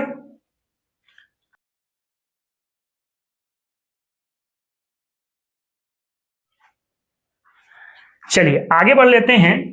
तो क्वेश्चन और है हमारे पास। The correct order of ionic radii of O-2, N-3, F- Mg+2, sodium plus and Al+3। सबसे ज्यादा नेगेटिव सबसे बड़ा साइज, यानी N3- की साइज सबसे बड़ी होगी, उसके बाद O-2, उसके बाद F-, उसके बाद सोडियम प्लस और उसके बाद मैग्नीशियम+2 और उसके बाद होगा Al+3। देख लो ट्रेंड कहां पे सही दिख रहा है। N-3 यहां पे M-3 हो गया।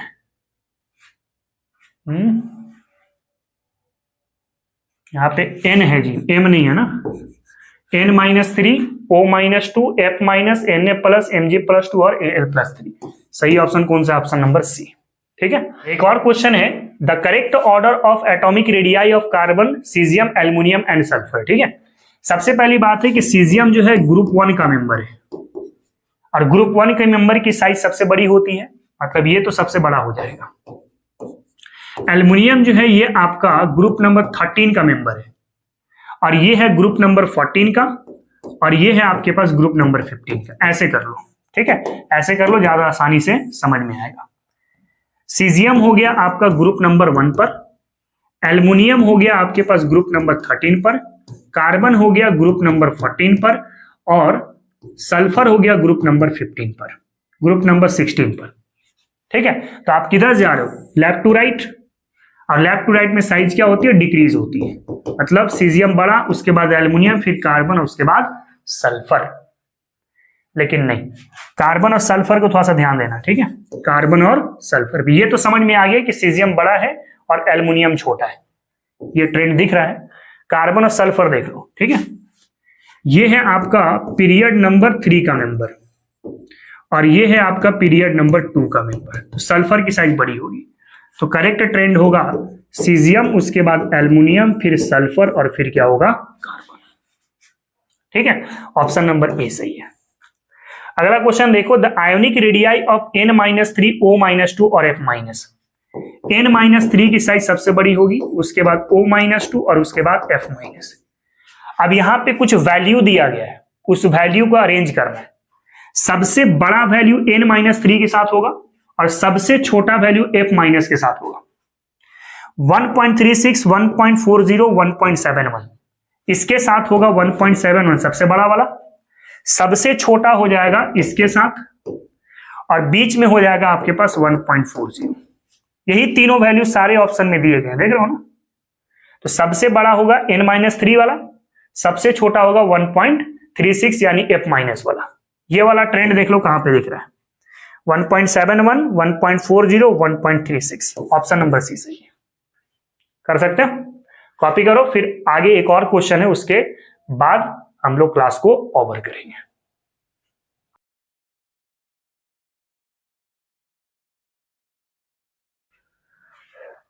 चलो बच्चों आगे बढ़ते हैं, तो एक और क्वेश्चन दिया गया है, the correct order of radii. Sodium से बड़ा बेरिलियम है, बेरिलियम से बड़ा बोरोन है, नहीं, ये तो ट्रेंड गलत है आपका। बेरिलियम आपका सेकेंड ग्रुप का मेंबर है, ये तो साइज में बड़ी होनी चाहिए थी ना, मतलब ये ट्रेंड में कुछ ऐसा बनता, बेरिलियम की साइज सबसे बड़ी, उसके बाद बोरोन और उसके बाद होता नाइट्रोजन। ठीक है, ऐसा बनता F- O-2 एंड N3-, ये तो सही ट्रेंड दिख रहा है, ज्यादा नेगेटिव सबसे बड़ा साइज, कम नेगेटिव सबसे छोटा साइज। फिर सोडियम है, लिथियम है, पोटेशियम है। आपको पता है कि लिथियम से बड़ा होगा सोडियम और सोडियम से बड़ा होगा potassium, top to bottom size increase करता है। ठीक है, फिर यहां पे देखें Fe+4, Fe+2, Fe+3, जितना ज्यादा पॉजिटिव वैल्यू उतनी ही छोटी, इसका ट्रेंड क्या होना था, Fe+2, उसके बाद Fe+3 और उसके बाद Fe+4, ये होना था। तो इसका सही ऑप्शन कौन सा है, ऑप्शन नंबर बी है। ठीक है,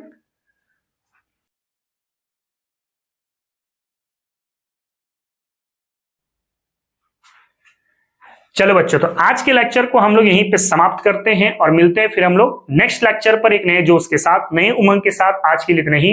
जय हिंद, जय भारत और जय विज्ञान। बच्चों अगर लेक्चर आपको पसंद आया है तो मेरे इस लेक्चर को लाइक करें, चैनल को सब्सक्राइब करें और इसे अपने फ्रेंड तक भी शेयर करें ताकि उन्हें भी इसका फायदा मिल सके। फटाफट इस लेक्चर को कवर करो, एटॉमिक रेडियस पूरा पढ़ा दिया हूं मैं। नेक्स्ट लेक्चर पे हम लोग डिस्कस करेंगे आयोनाइजेशन एंथैल्पी के बारे में। फिलहाल के लिए थैंक यू वेरी मच।